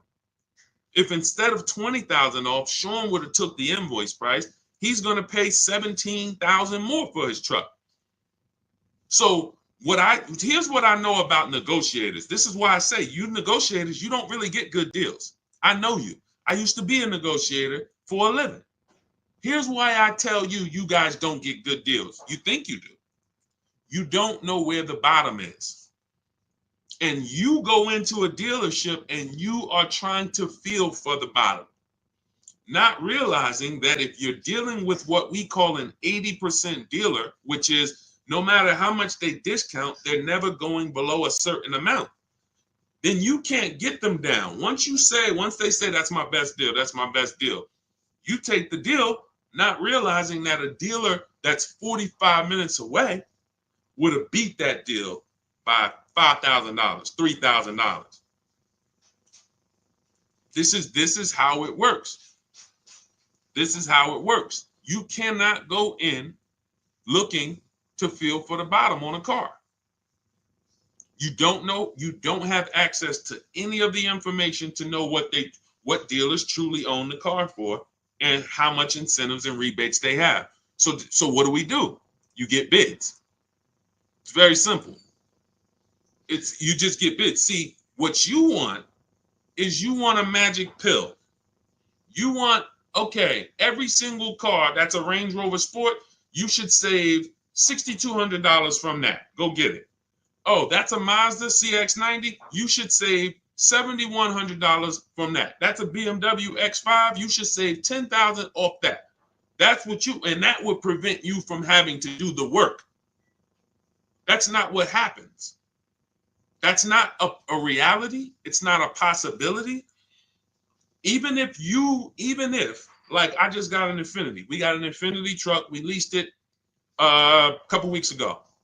$499 a month, $1,200 out of pocket, $54,000 vehicle, beautiful vehicle, QX60 Lux. They took off $8,000. They took off $8,000. I didn't go into the dealership to get that $8,000 off. I stayed right here, spoke to multiple Infiniti dealers. They all competed. Some of them took off $3,000. Some of them took off $5,000. Some of them took off $6,000. One of them took off $8,000. I sat right here while people were competing. See, they've got you begging for deals. Unfortunately, you're spending 5 figures, 50,000, 70,000, some of you, 100,000, some of you, and you're begging for people to give you a deal and buy. And that's not. You start shopping the way we want you to shop. Embrace what I'm trying to tell you. Use my 7 steps. You'll be empowered and you can shop from home. You'll have people competing for you. You'll start feeling like you're the prize, which is what you should when you're spending this much money. So there is no estimate. There is no, I think you should save about 10 grand. If Milligan would have started shopping for her Mercedes and she would have been like, well, I'm getting a $79,000 Mercedes. I got it up on the screen because everything I say, I like to prove it. $79,000 Mercedes. Now you look and you say, all right, she might have went in here if she was a good negotiator and she said, man, I'm looking for 10% off. I'm looking for 10% off. I'm looking for whatever. Just make up a number. She didn't know she was going to get $27,000 off. While she sat at home, this was her best offer. She had other offers. That's the best one. This is how you find the bottom for every car. New car and leases, not used cars, new cars and leases. So we do these deals all year long. I'm not concerned with a new year, not concerned with, marketing, end of the month. None of this stuff matters. That's all smoke and mirrors. Okay? All right, I don't do any contacts, Legendary. We have multiple ways that we help the public. Everything I teach is in my digital book. So for those of you who are like Deshone, I want them. Give me the blueprint. I want to know everything. I'm not going to remember this. Just give me everything. See, you could go through all my free videos. I got hundreds of free videos about new cars, leases, used cars, shopping, loans, all on my pages. You're going to piece those together, get your deal. God bless you. Go do it. It's for different people though, because I'm talking to different people in those videos. If you want to plan and you're like, okay, give me the exact blueprint for me, that's my digital book, Cars from Home, 7 Steps to Saving Time, Money, and Avoiding Dealerships. It's already 5-star rated. It's normally $97, but as part of my welcome offer, you can get a copy for $24, only for 30 minutes though. In my TikTok bio, in my Instagram bio, the YouTube comments or the Facebook comments, click those links, activate your 75% off, only for 30 minutes. And then your book will be in your inbox by the time we finish this stream because it's a digital book. So as soon as you get it, come back to the stream. Make sure as soon as you pay, screenshot the thank you page. You're going to see your book is going to be on that page. You're also going to see my support team's email. Some of you type your email in incorrectly. We can't email your book to an incorrect email. So you have my support team's email. So go get it. That's my welcome offer to you. Now, for those of you who you have a different learning style, you prefer to learn with people. You prefer to do things as a group. You rather work directly with me. We have a pro. You can go to those same links, hit shop with Deshone, see if you qualify. Everyone's not going to qualify for that program, but you can go through that. And then instead of reading, you have a visual blueprint with short videos that I've made. You'll have coaching from me. We have a private Facebook group, and you'll have everything. It's different learning style for people who like a little bit more of a group. Just hit the button that says shop with Deshone. Okay. I don't care how you get the results. I don't care how you save money on cars. You could do it my way. You could do it your way, as long as you do it. And what I find is most people just aren't doing it anyway. They're not doing it any type of way. Go ahead, Dolan. Let's try to get through more. See, we got a lot more, so let's go. How do I drive the car I want, BMW 745, without paying an outrageous monthly amount? It's very simple. Money, when it comes, all right, so when you're buying, the only way you're going to save is you got to get money off the car, because when you are buying a car, a $70,000 loan is going to be what a $70,000 loan is. Only thing is interest is going to change. $70,000 on a loan is roughly $1,300 on a 5-year loan. $1,300. Maybe if you take a 6-year loan, you could get it to $1,200. That is what a $70,000 loan costs. Now you might say, well, Deshone, I can't afford $70,000. Okay, it's 2 ways. You're either going to purchase it and put money down so that your loan is not $70,000. Deshone, instead of $70,000, I put down $20,000. My loan's only $50,000. All right, you got $1,000 a month car payment, $900 a month if you take it for 6 years.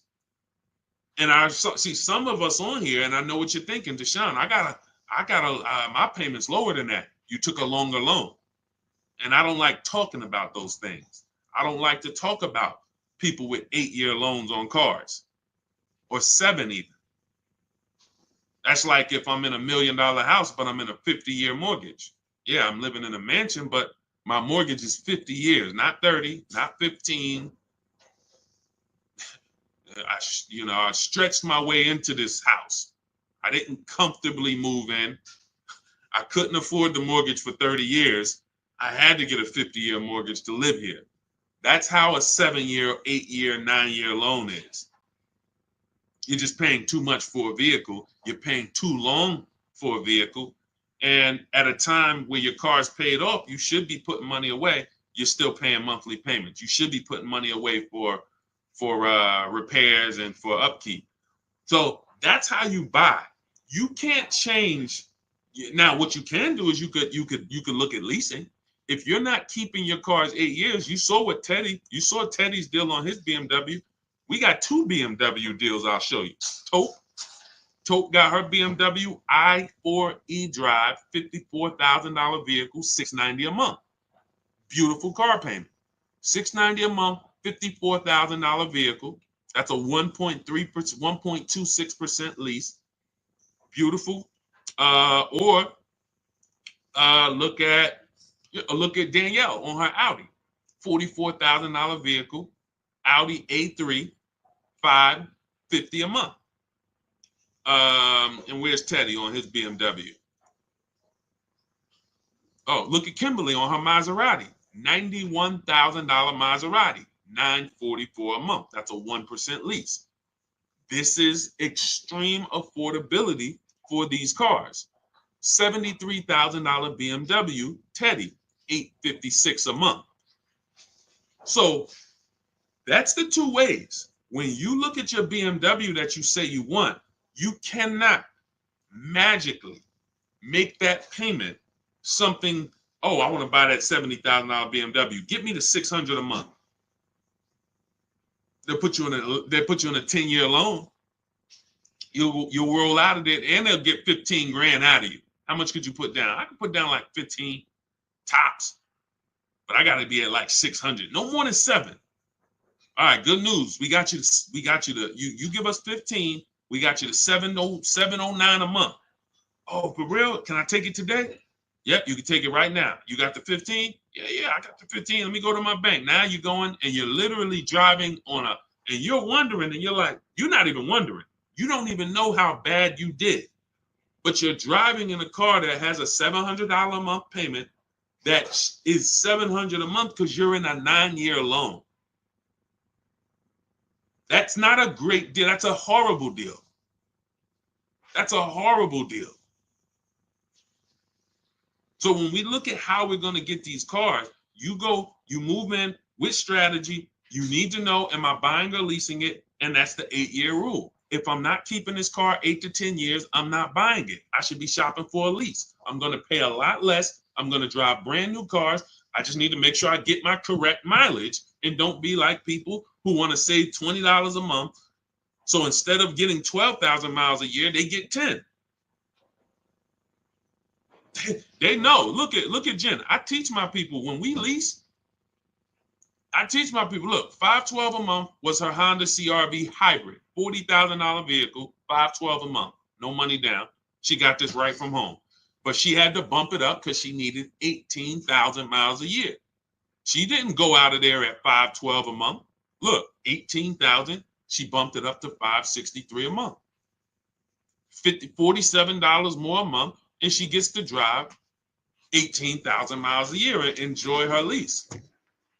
You know how many people and I'm telling you, I've been in the car business since 2006. I started learning about leasing a lot. 2008, 7, 8, started seeing, you know how many people would not have took the 18,000 miles that Jen took? $47 more a month. Jen gets to drive 18,000 miles a year instead of 12. They would have here's what they do. When y'all hear these people talk about leasing, it's a bunch of stuff they don't know what they're doing. And look, I'm here to correct it. If they jump on these streams, ask their questions, we can answer them. But one of the things that I know they do, and then they blame the lease, is they'll know they drive 18,000 miles a year, but they take 12. Now that's 6,000 miles per year that they did not get that they know they needed. I have a chapter in my book. I have a little paragraph. It's not even a chapter. It's a paragraph in my book called How to Choose Your Mileage Wisely. Because this is very important to having a great lease experience, choosing your mileage wisely. So 6,000 miles per year. We only do 3-year leases. We do not do 4 years. So that's 18,000 miles that they didn't get. They're going to be penalized for that at 25 cents per mile. They're going to have a $4,500 bill coming to them. And they'll probably call the dealership and say, hey, I went over my mileage. Can you get me out of it? And the dealer, who has nothing to do with the car, it's the bank's car, will roll that penalty right into the next lease. And then they end up paying. They never get great deals. These people are never, if you're this person, I'm talking you need to change this because you're never going to get great deals. It's just not going to happen. You cannot roll penalties into your next lease and think, oh, I got a great deal, when you didn't have to roll those penalties in. You didn't. And the first thing you should have did was pick the right mileage. And then, let's stop getting out of our lease. So the point is, let's get to this. $4,500 is the penalty that's coming. Now watch this. Jen, she only raised her payment $47 a month for 36 months. That's $1,692. $1,690. I'm talking to you high mileage people who like, oh, Deshone, I drive 15,000.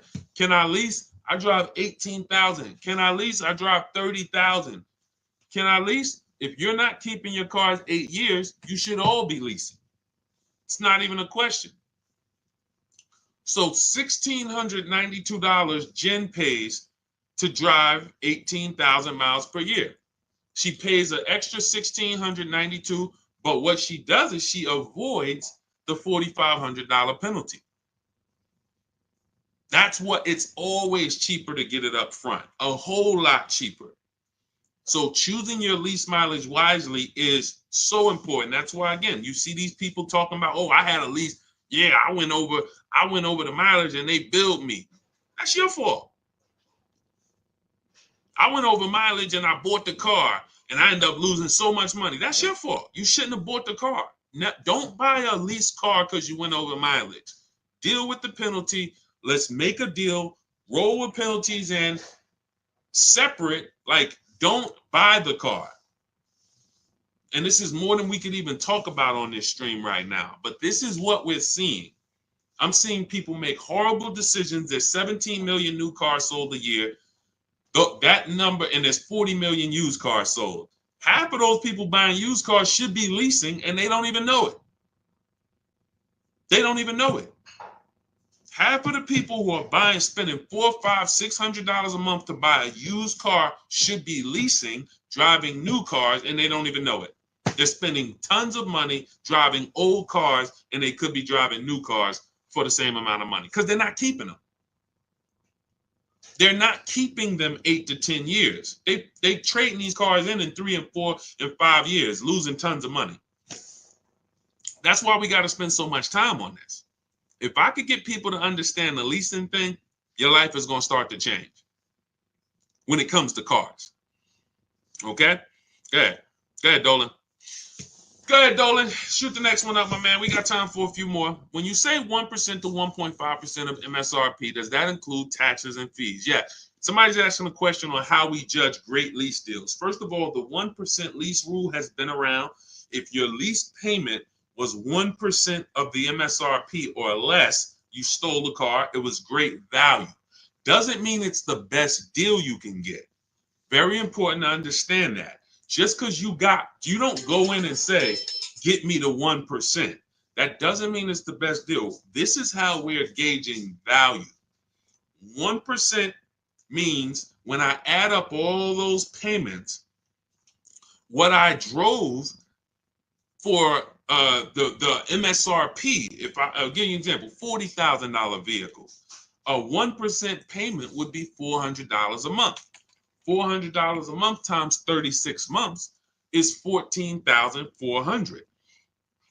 Now that's going to include, that's how much I'm giving the bank to use their car for 3 years. $14,400. Here you go. Once that's done, I got to compare and say, well, if I had bought that $40,000 car plus taxes and fees, I'd have probably been around $44,000. But yet, over a 3-year period, I only paid $14,000. That's great value. Now, when we go into the 1.5%, now we start adding up all the payments and seeing when there's no longer value there. There's no longer value in leasing this vehicle at over 1.5%. Because if we take that same scenario, $40,000, then a 1.5% payment would be $600 per month instead of the $4. And now we multiply that for 3 years, that's going to be $21,600. So now we're getting close to the halfway portion where over a 3-year period, we paid almost half. We can't get to half. We can't. If 44 is half, then we're not trying to be over half. Your car is not going to depreciate more than half in 3 years. At the most, it usually will get to, close to half, especially the ones that depreciate rapidly. You'll get 45%. That's why we got to cap it somewhere. That's why that 1.5% is listen, people didn't know they were getting bad lease deals. When I announced the 1.5% rule, people started hitting me and saying, yo, D, I can see that I didn't get a good lease deal. I thought I did. And that's just the reality. We need to know that. We need to know, when is it we paid too much for a vehicle we're giving back to the bank? When have we paid too much for a vehicle we're not going to own? That's why the 1 to 1.5% rule exists. But yes, it does include all taxes. 1% includes the taxes. That is your payment. When we shop for a lease, we have a very specific way. I have in my book a strategy I call the 25 to 5. Everybody who learns from me, you know this strategy. We connect with 25 dealers online. You're going to use my email scripts and templates, and you're going to get 5 to 7 offers from those 25 dealers. Now, once you get those 5 to 7 offers, you're going to see a big range, but we get the offers with no money down. Everything we do when we shop the cars from HomeWay is always with no money down, whether you buy or lease, because it's much easier for you to see if you're getting a good deal when you're not putting money down. When you start putting money down, it starts to confuse the deal. And unless you're really, really good at math, it's going to be hard for you to see that you might not be getting a great deal. All right. So now we shop with no money down, 12,000 miles per year, taxes and fees in the payment. We tell the dealer, assume tier 1. Many of you are having problems car shopping online because you just don't know what to give the dealer. The dealers don't have everything they need to even give you an offer. That's why we have templates where we tell them the cars we have in our household so they can see, do we qualify for any rebates? We tell them what we do for a living so they can see, do we qualify for any incentives there? We tell them our zip code so they can factor in the taxes. These are all things I have built out for you in these templates when we shop for new cars and leases. Now, used cars are a different strategy because we use a marketplace strategy. It's like shopping on Amazon when we're shopping for used cars. But with new cars, this is the format. We tell people, this is how you submit your offers to me. And if they submit them differently, we tell them, please submit them in this format. Because tons of people are going to try to offer y'all leases with money down, $3,000 down, $5,000 down. We only get offers with no money down. First month's payment only, that's it. When you lease, you pay at the beginning of the month, you give them your payment, you drive off. That's all we're giving. When we are getting offers, that is how our templates are set up, and that's how we're able to screen the offers. You are having a big issue screening your offers because they're all coming in a different format. This deal is doing $2,000 now. This deal is doing $5,000 now. This deal is doing $2,289. This is why it's a formula. You're having, part of why internet salespeople exist is to make it hard for you to shop online. They want you coming into the dealerships so that you can go and negotiate with them, and that keeps you from shopping their competition. That's what internet salespeople's job is. It's not to sell you a car online. Who's tried car shopping online lately? Is it good or bad? Who's tried car shopping online lately? Just type good experience or bad. Good experience or bad. Let us know. Good experience or bad shopping online. Car shopping online. Jim, I have the emails already. I can't walk you through the emails because I wrote them all. I have like probably 30 to 40 different replies for what they say. It would be too much for me to walk you through. That's just grab your book if you want to use the templates. They're all set up in there. If not, you got to deal with your own emails. The way I tell you guys, if you're going to do this your way, you need to be calling, ask for managers. That's the way I would do it manually if I didn't know what I know. In my book, I have all the email templates. When we're shopping for new cars and leases, this is what we use in our communication. That way you're not winging it. You don't have to worry about winging this. You're coming into an entire process when you're using the Cars from Home system. Thanks, New York Gail. Good to see you again. All right, so I forgot the question I just asked. That's not the question that I'm asking. Okay, hold on. I asked you guys. Okay, I could tell when it starts. When I get close to an hour, this is what starts happening.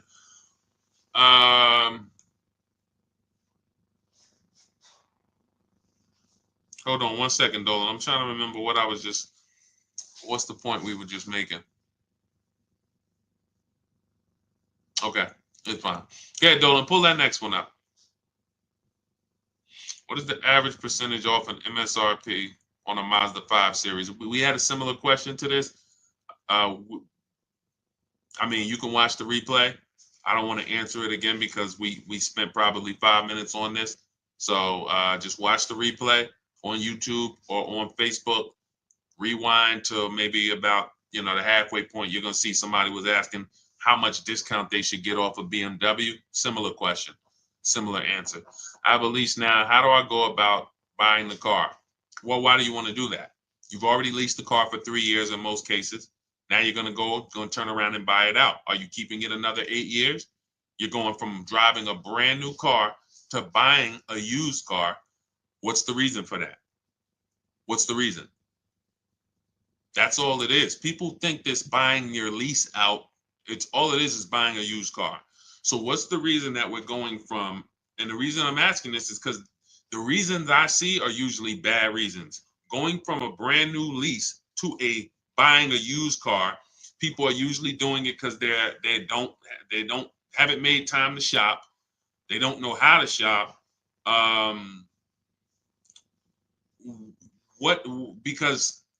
Or they got a bad lease deal. So now let's just say you got for a car, let's pull up a car. Let's look at Ansley. Let's look at Raphael. So Raphael, she got a $46,000 Jeep Grand Cherokee. She's paying $549 a month. No money down. Now, let's just say, for example, instead of her getting this $549 a month, she used our program. She uses our. This is the Cars from. Everything I show is Cars from Home people.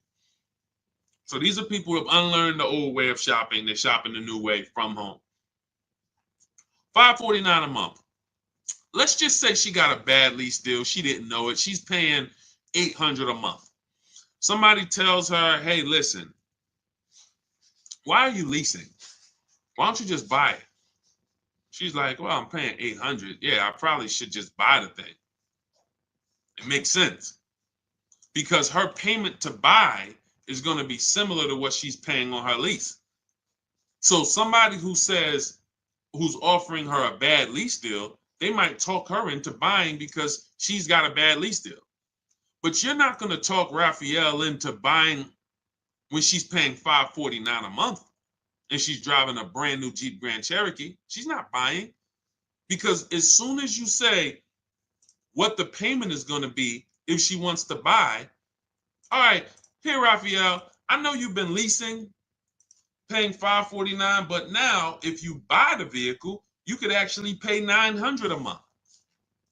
Look, $45,000 vehicle, we know, some of you know unless you're new here, every $5,000 is about $100 a month. So a $45,000 vehicle is about a $900 a month payment on a 5-year loan. $900. Now we look and say, all right, well, what if she buys her old one out, she buys a used car, maybe it's going to be like $25,000. Okay, $25,000. That's going to be about a $500 a month payment. Why would she go from paying $549 for a brand new Jeep that she can drive and if anything breaks, she just takes it to the shop? She doesn't have to worry about anything to driving a used vehicle with no warranty, paying the same amount. It doesn't make any sense. To me, it does. I mean, is that what's up, El Napoleon? Welcome to the community. Shout out to the new followers. Does that make any sense? See, it's the payments. People like, yo, Deshone, what is it about this leasing thing, man? You seem to, you really rave about it. First of all, not many people know about it. People have been taught wrong, and it's costing them thousands of dollars. The reason I love leasing is because I get to drive brand new cars for cheap. It's simple. Everything else is something people are adding to this thing.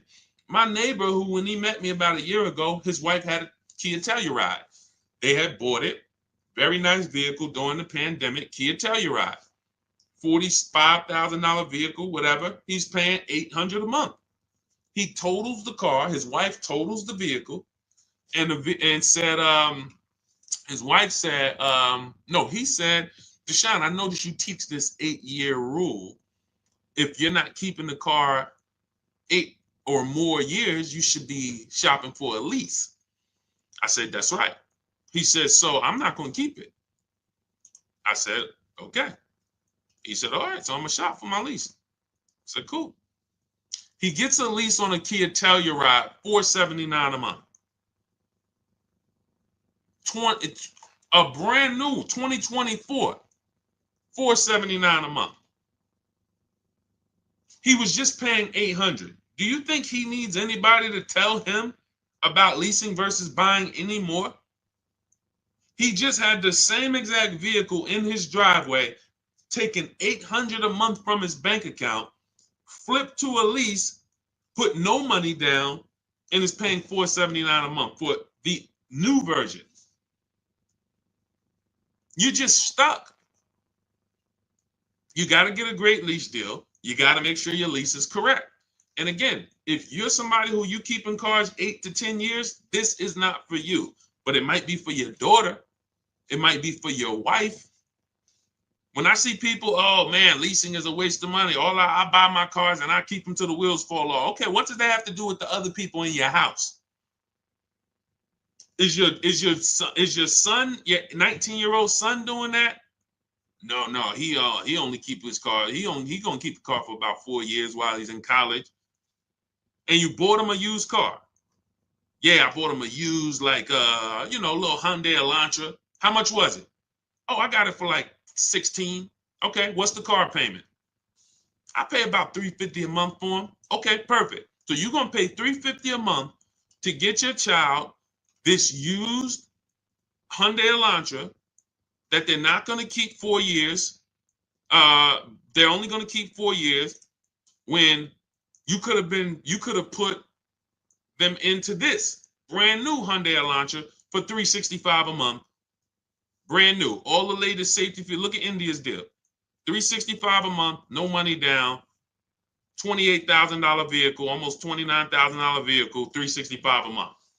But you got them driving a vehicle with no warranty, got to have a tow truck on speed dial, because if something breaks, you never know. What's on? Junior's out there, his car broke down. Now you got to call them, and you could have been paying $365 a month, same payment, and had them driving a brand new vehicle. Doesn't make sense. Now I can see if you wanted to go cheap, $2,000, $3,000, $4,000 vehicle, you just want to pay cash. But if you're going to have a payment, some of you should be leasing cars for your children. You should not be buying them old used cars and they're at college. A friend of mine said that. He like, Deshone, man, I remember my dad got me a Ford Mustang. Man, I was so expensive, man. I said, you know what you could have leased a Ford Mustang for back then? Probably $499. Probably like the Dodge Chargers back then was leasing for $350 a month. People paying $700 for them. I like to buy my cars. So you're gonna pay $700 for that? Yeah, man, but I like to buy it, man. But I'm paying $350. Yeah, but you leasing yours.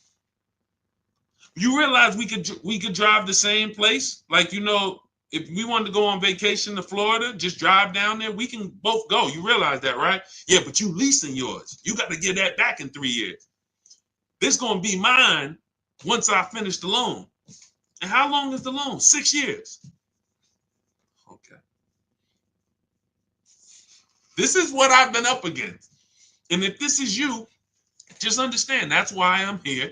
And this is why I laugh about it, because I'm like, sometimes people are not listening to financial, to just, this is not up for opinion. If I could drive a brand new car for less money, a lot less money, why would I be buying? Do you have to put money down the lease? Margaret, look at all of these lease deals. Margaret just asked, do you have to put money down the lease? It's a great question. All the lease deals, when you do it our way, the Cars from Home way, we are submitting our offers. We're submitting our emails to dealers, and we're telling them submit offers to us with no money down. We must get at least 5 offers or we're not going to get these prices. You must get at least 5. You're not going to walk into one dealer, 2 dealers and get these prices. We get them from home. That's why our system is called Cars from Home. Now look at Danielle. Audi, $550 a month, first payment down. That's all she gave him. $550, drove off. Look at Greg. Look, $56,000 vehicle, $527 a month. Look, he said, I think somebody messed up on the paperwork. No other dealer came close. Multiple offers. $600 a month for Bonita.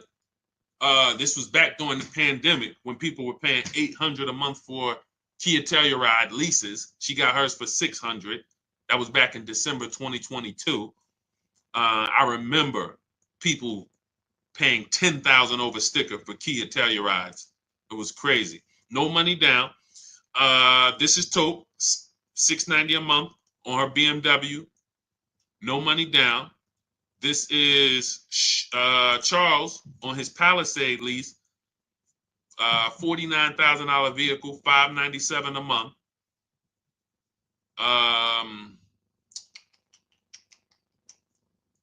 See, all of these offers, look, Zafrina, $579 a month. And remember what I told y'all, 1% is not always the best. She got a 0.88% lease. So don't think, oh, I'm just going to walk in and look, I'm looking to get to 1%. Sometimes, depending on the deal and depending on the lease program, you could be under 1% if you're getting bids. But yeah, everything we do, Margaret, is with no money down. Everything we do. None of the strategies that I teach require money down. I'm teaching you how to shop with no money down, because money down has nothing to do with you getting a good deal or not. That's why it's not necessary. Put that together. Money down has nothing to do with if you're getting a good deal. Some people say, oh man, I got a good deal. I didn't have to put any money down. So if you walked into a dealership and they charge you, you're looking at a $50,000 car, they charge you $60,000. The car's $50,000, they charge you $60,000, $10,000 over. But they say, good news though, you don't have to put any money down. Is that a deal? No, right? That's the point. Money down, independent of the deal, has nothing to do with the deal. The deal is, out of all, I'm shopping for this vehicle. Out of all the dealers in America, did I find the dealer who was going to take the most money off? That's the deal. Nothing to do with anything else. Now, your monthly payment and your budget, that's affordability. That's not a deal. Just because, look, I could go get a good deal on a Mercedes. Doesn't mean I could afford it. I could go get a good deal on a Rolls Royce. Might be $2,000. Somebody could come up to me right now. A Rolls Royce that's normally $5,000 a month. They come up to me and they say, hey, listen, I give it to you for $2,000 a month. I'm in an emergency. It's not in my budget. I can't pay $2,000 a month for a car. It's a great deal. You get what I'm saying? Affordability has nothing to do with the deal. The deal is we found a dealer. He's beating all his competition. He's taking off the most money. Here's his price. That's the deal. It doesn't matter if you could afford it or not. That means nothing. That means nothing. Hopefully you can afford it. Hopefully you're not looking at a car that is outside of your budget. But that is affordability, monthly payments, money down, zero to do with did I get a good deal. All that does is what did I want my payment to be? What did I want my payment to be? All right. So now everything that we're teaching is in my new digital book. If you're like, Deshone, I want the whole blueprint. There's no way I'm going to be able to remember this. So much stuff we didn't even get into. We didn't get into high mileage driving. We didn't get into high mileage leases. We didn't get into rebates and used cars. We didn't do any used cars. Talking about how we shop for used cars and how to narrow it down. There are deals everywhere. And there's been deals everywhere. But one thing I can say, for the people who don't know what they're doing, there are no deals. For those, if you're like, man, I feel like there's no deals out here. I feel like everything is overpriced. For you, it is, because you don't have any strategy. You're winging it. And the second most expensive purchase of your life, you're just freestyling it. And you're going to do this multiple times. It's different with a house. Some people only buy one house in their whole life, maybe 3. You're getting cars for you, your family, your household. You're doing this several times throughout your life, and you're freestyling it. That's why you're not going to save the big money. That's why you're not going to have the peace of mind, the buyer's remorse. But if you come out of that, unlearn all of that, the way that they programmed you to car shop, start to stay at home, learn how to make dealers bid, how to make banks bid. That's another thing we didn't go into today. We didn't go into loans or making banks bid for our loan. This is all in my book. So if you guys are like, man, you know what? I want the whole blueprint. Give me the step-by-step. That's Cars from Home. 7 steps to saving time, money, and avoiding dealerships. It's a digital book, so it'll be in your inbox in literally 5 minutes, normally $97.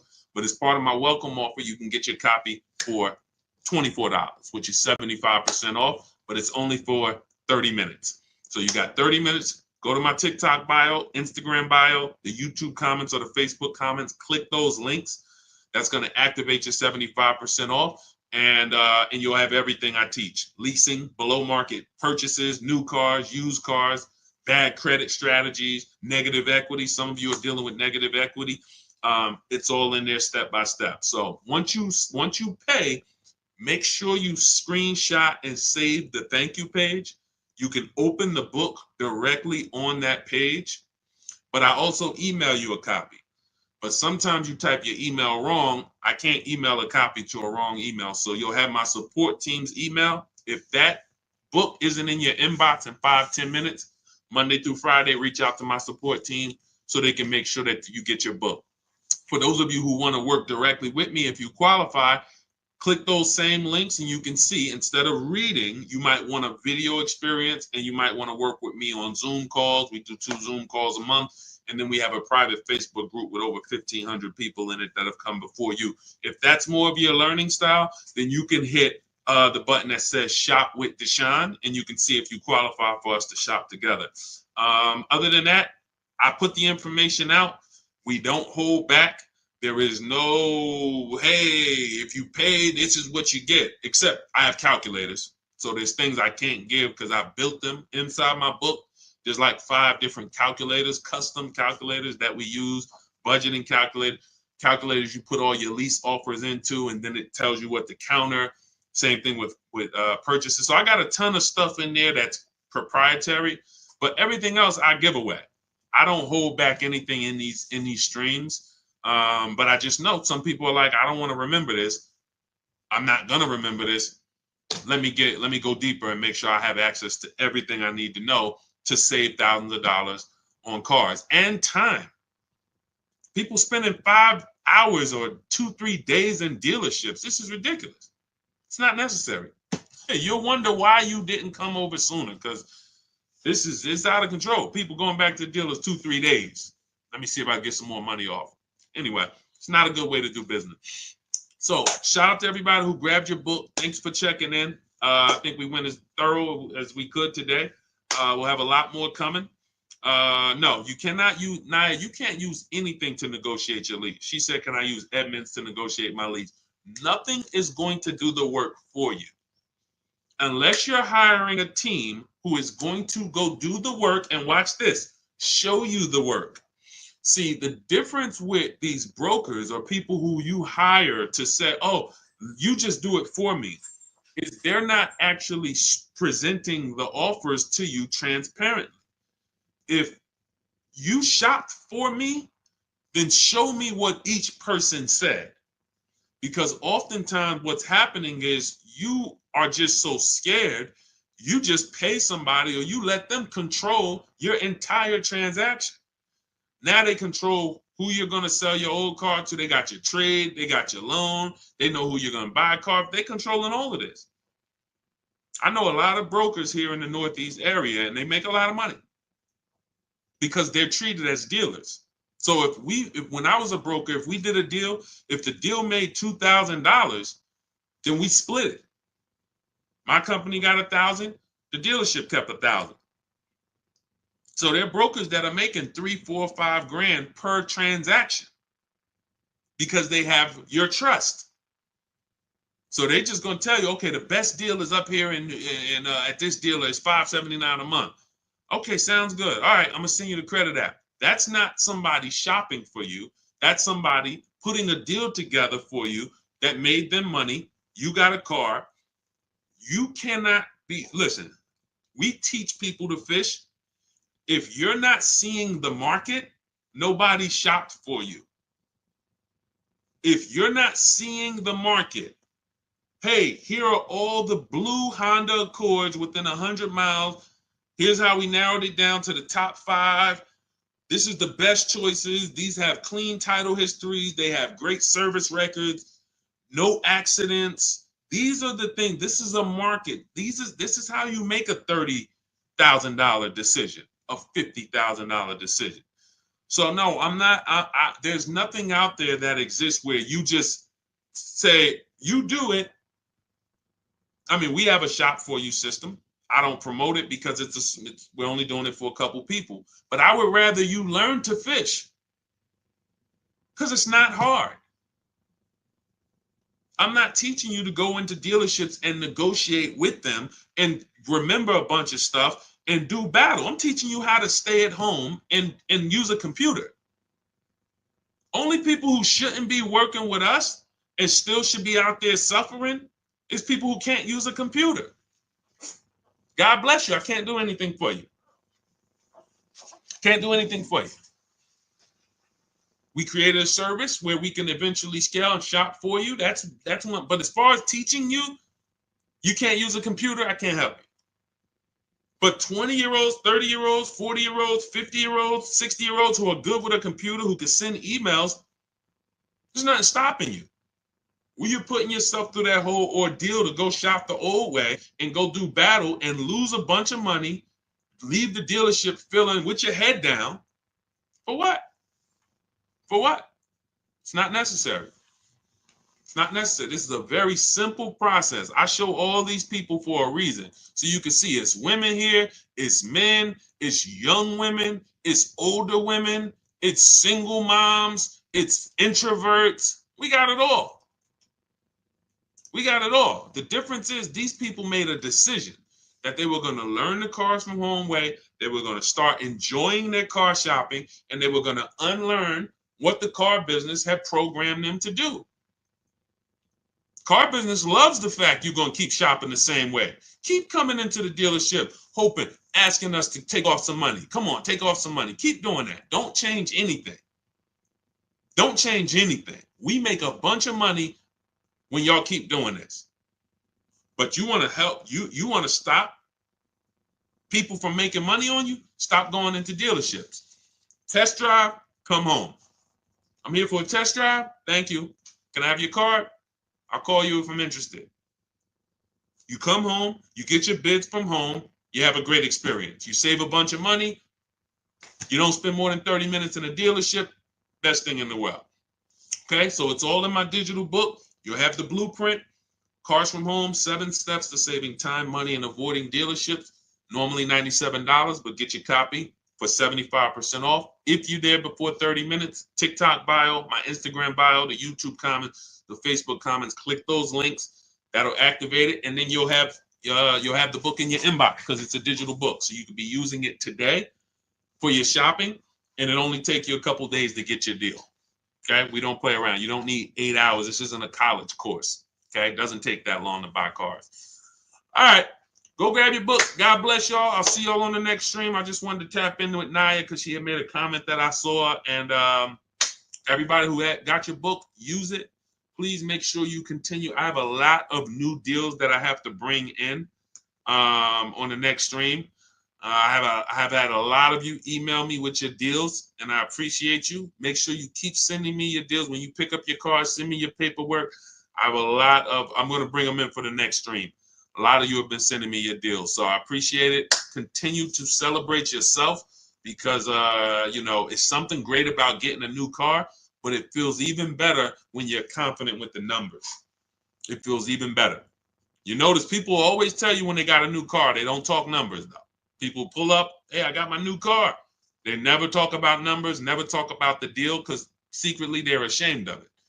When you see all of these people I share, the first thing we're talking about, even before we pick up the car, is the deal. Look, wanted to share my experience, purchased my car 2 days after watching the videos. We have videos in that book too. I link you to videos as well. The first day I sent out the template, received about 7 different offers.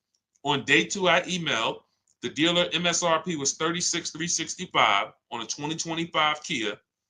In closing, MSRP with discounts and rebates down to $32,680. So he saved $4,000 off. Monthly payments $400.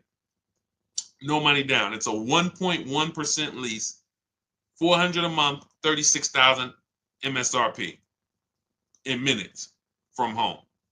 You think we have to tell him not to go into dealers anymore? You think any of these people, see, I don't worry about the people who've been changed. They're never going back again. I think it's somebody who said, I will never buy another car any other way again. Was it Teddy? I think it was Teddy. Look. This post is a bit wordy, but I'm too pumped. I will never, I repeat, never lease another vehicle any other way but from home. Once these people do this once, they're never going back there again. Like, what? So we want you to unlearn that, step out of that world, come into our world where you're empowered, making deals, saving all the money, no buyer's remorse, eliminating anxiety, enjoying your car purchases. It's not too much to ask. That's what we do over here. So go grab your book. I'll see y'all on the next stream. God bless you.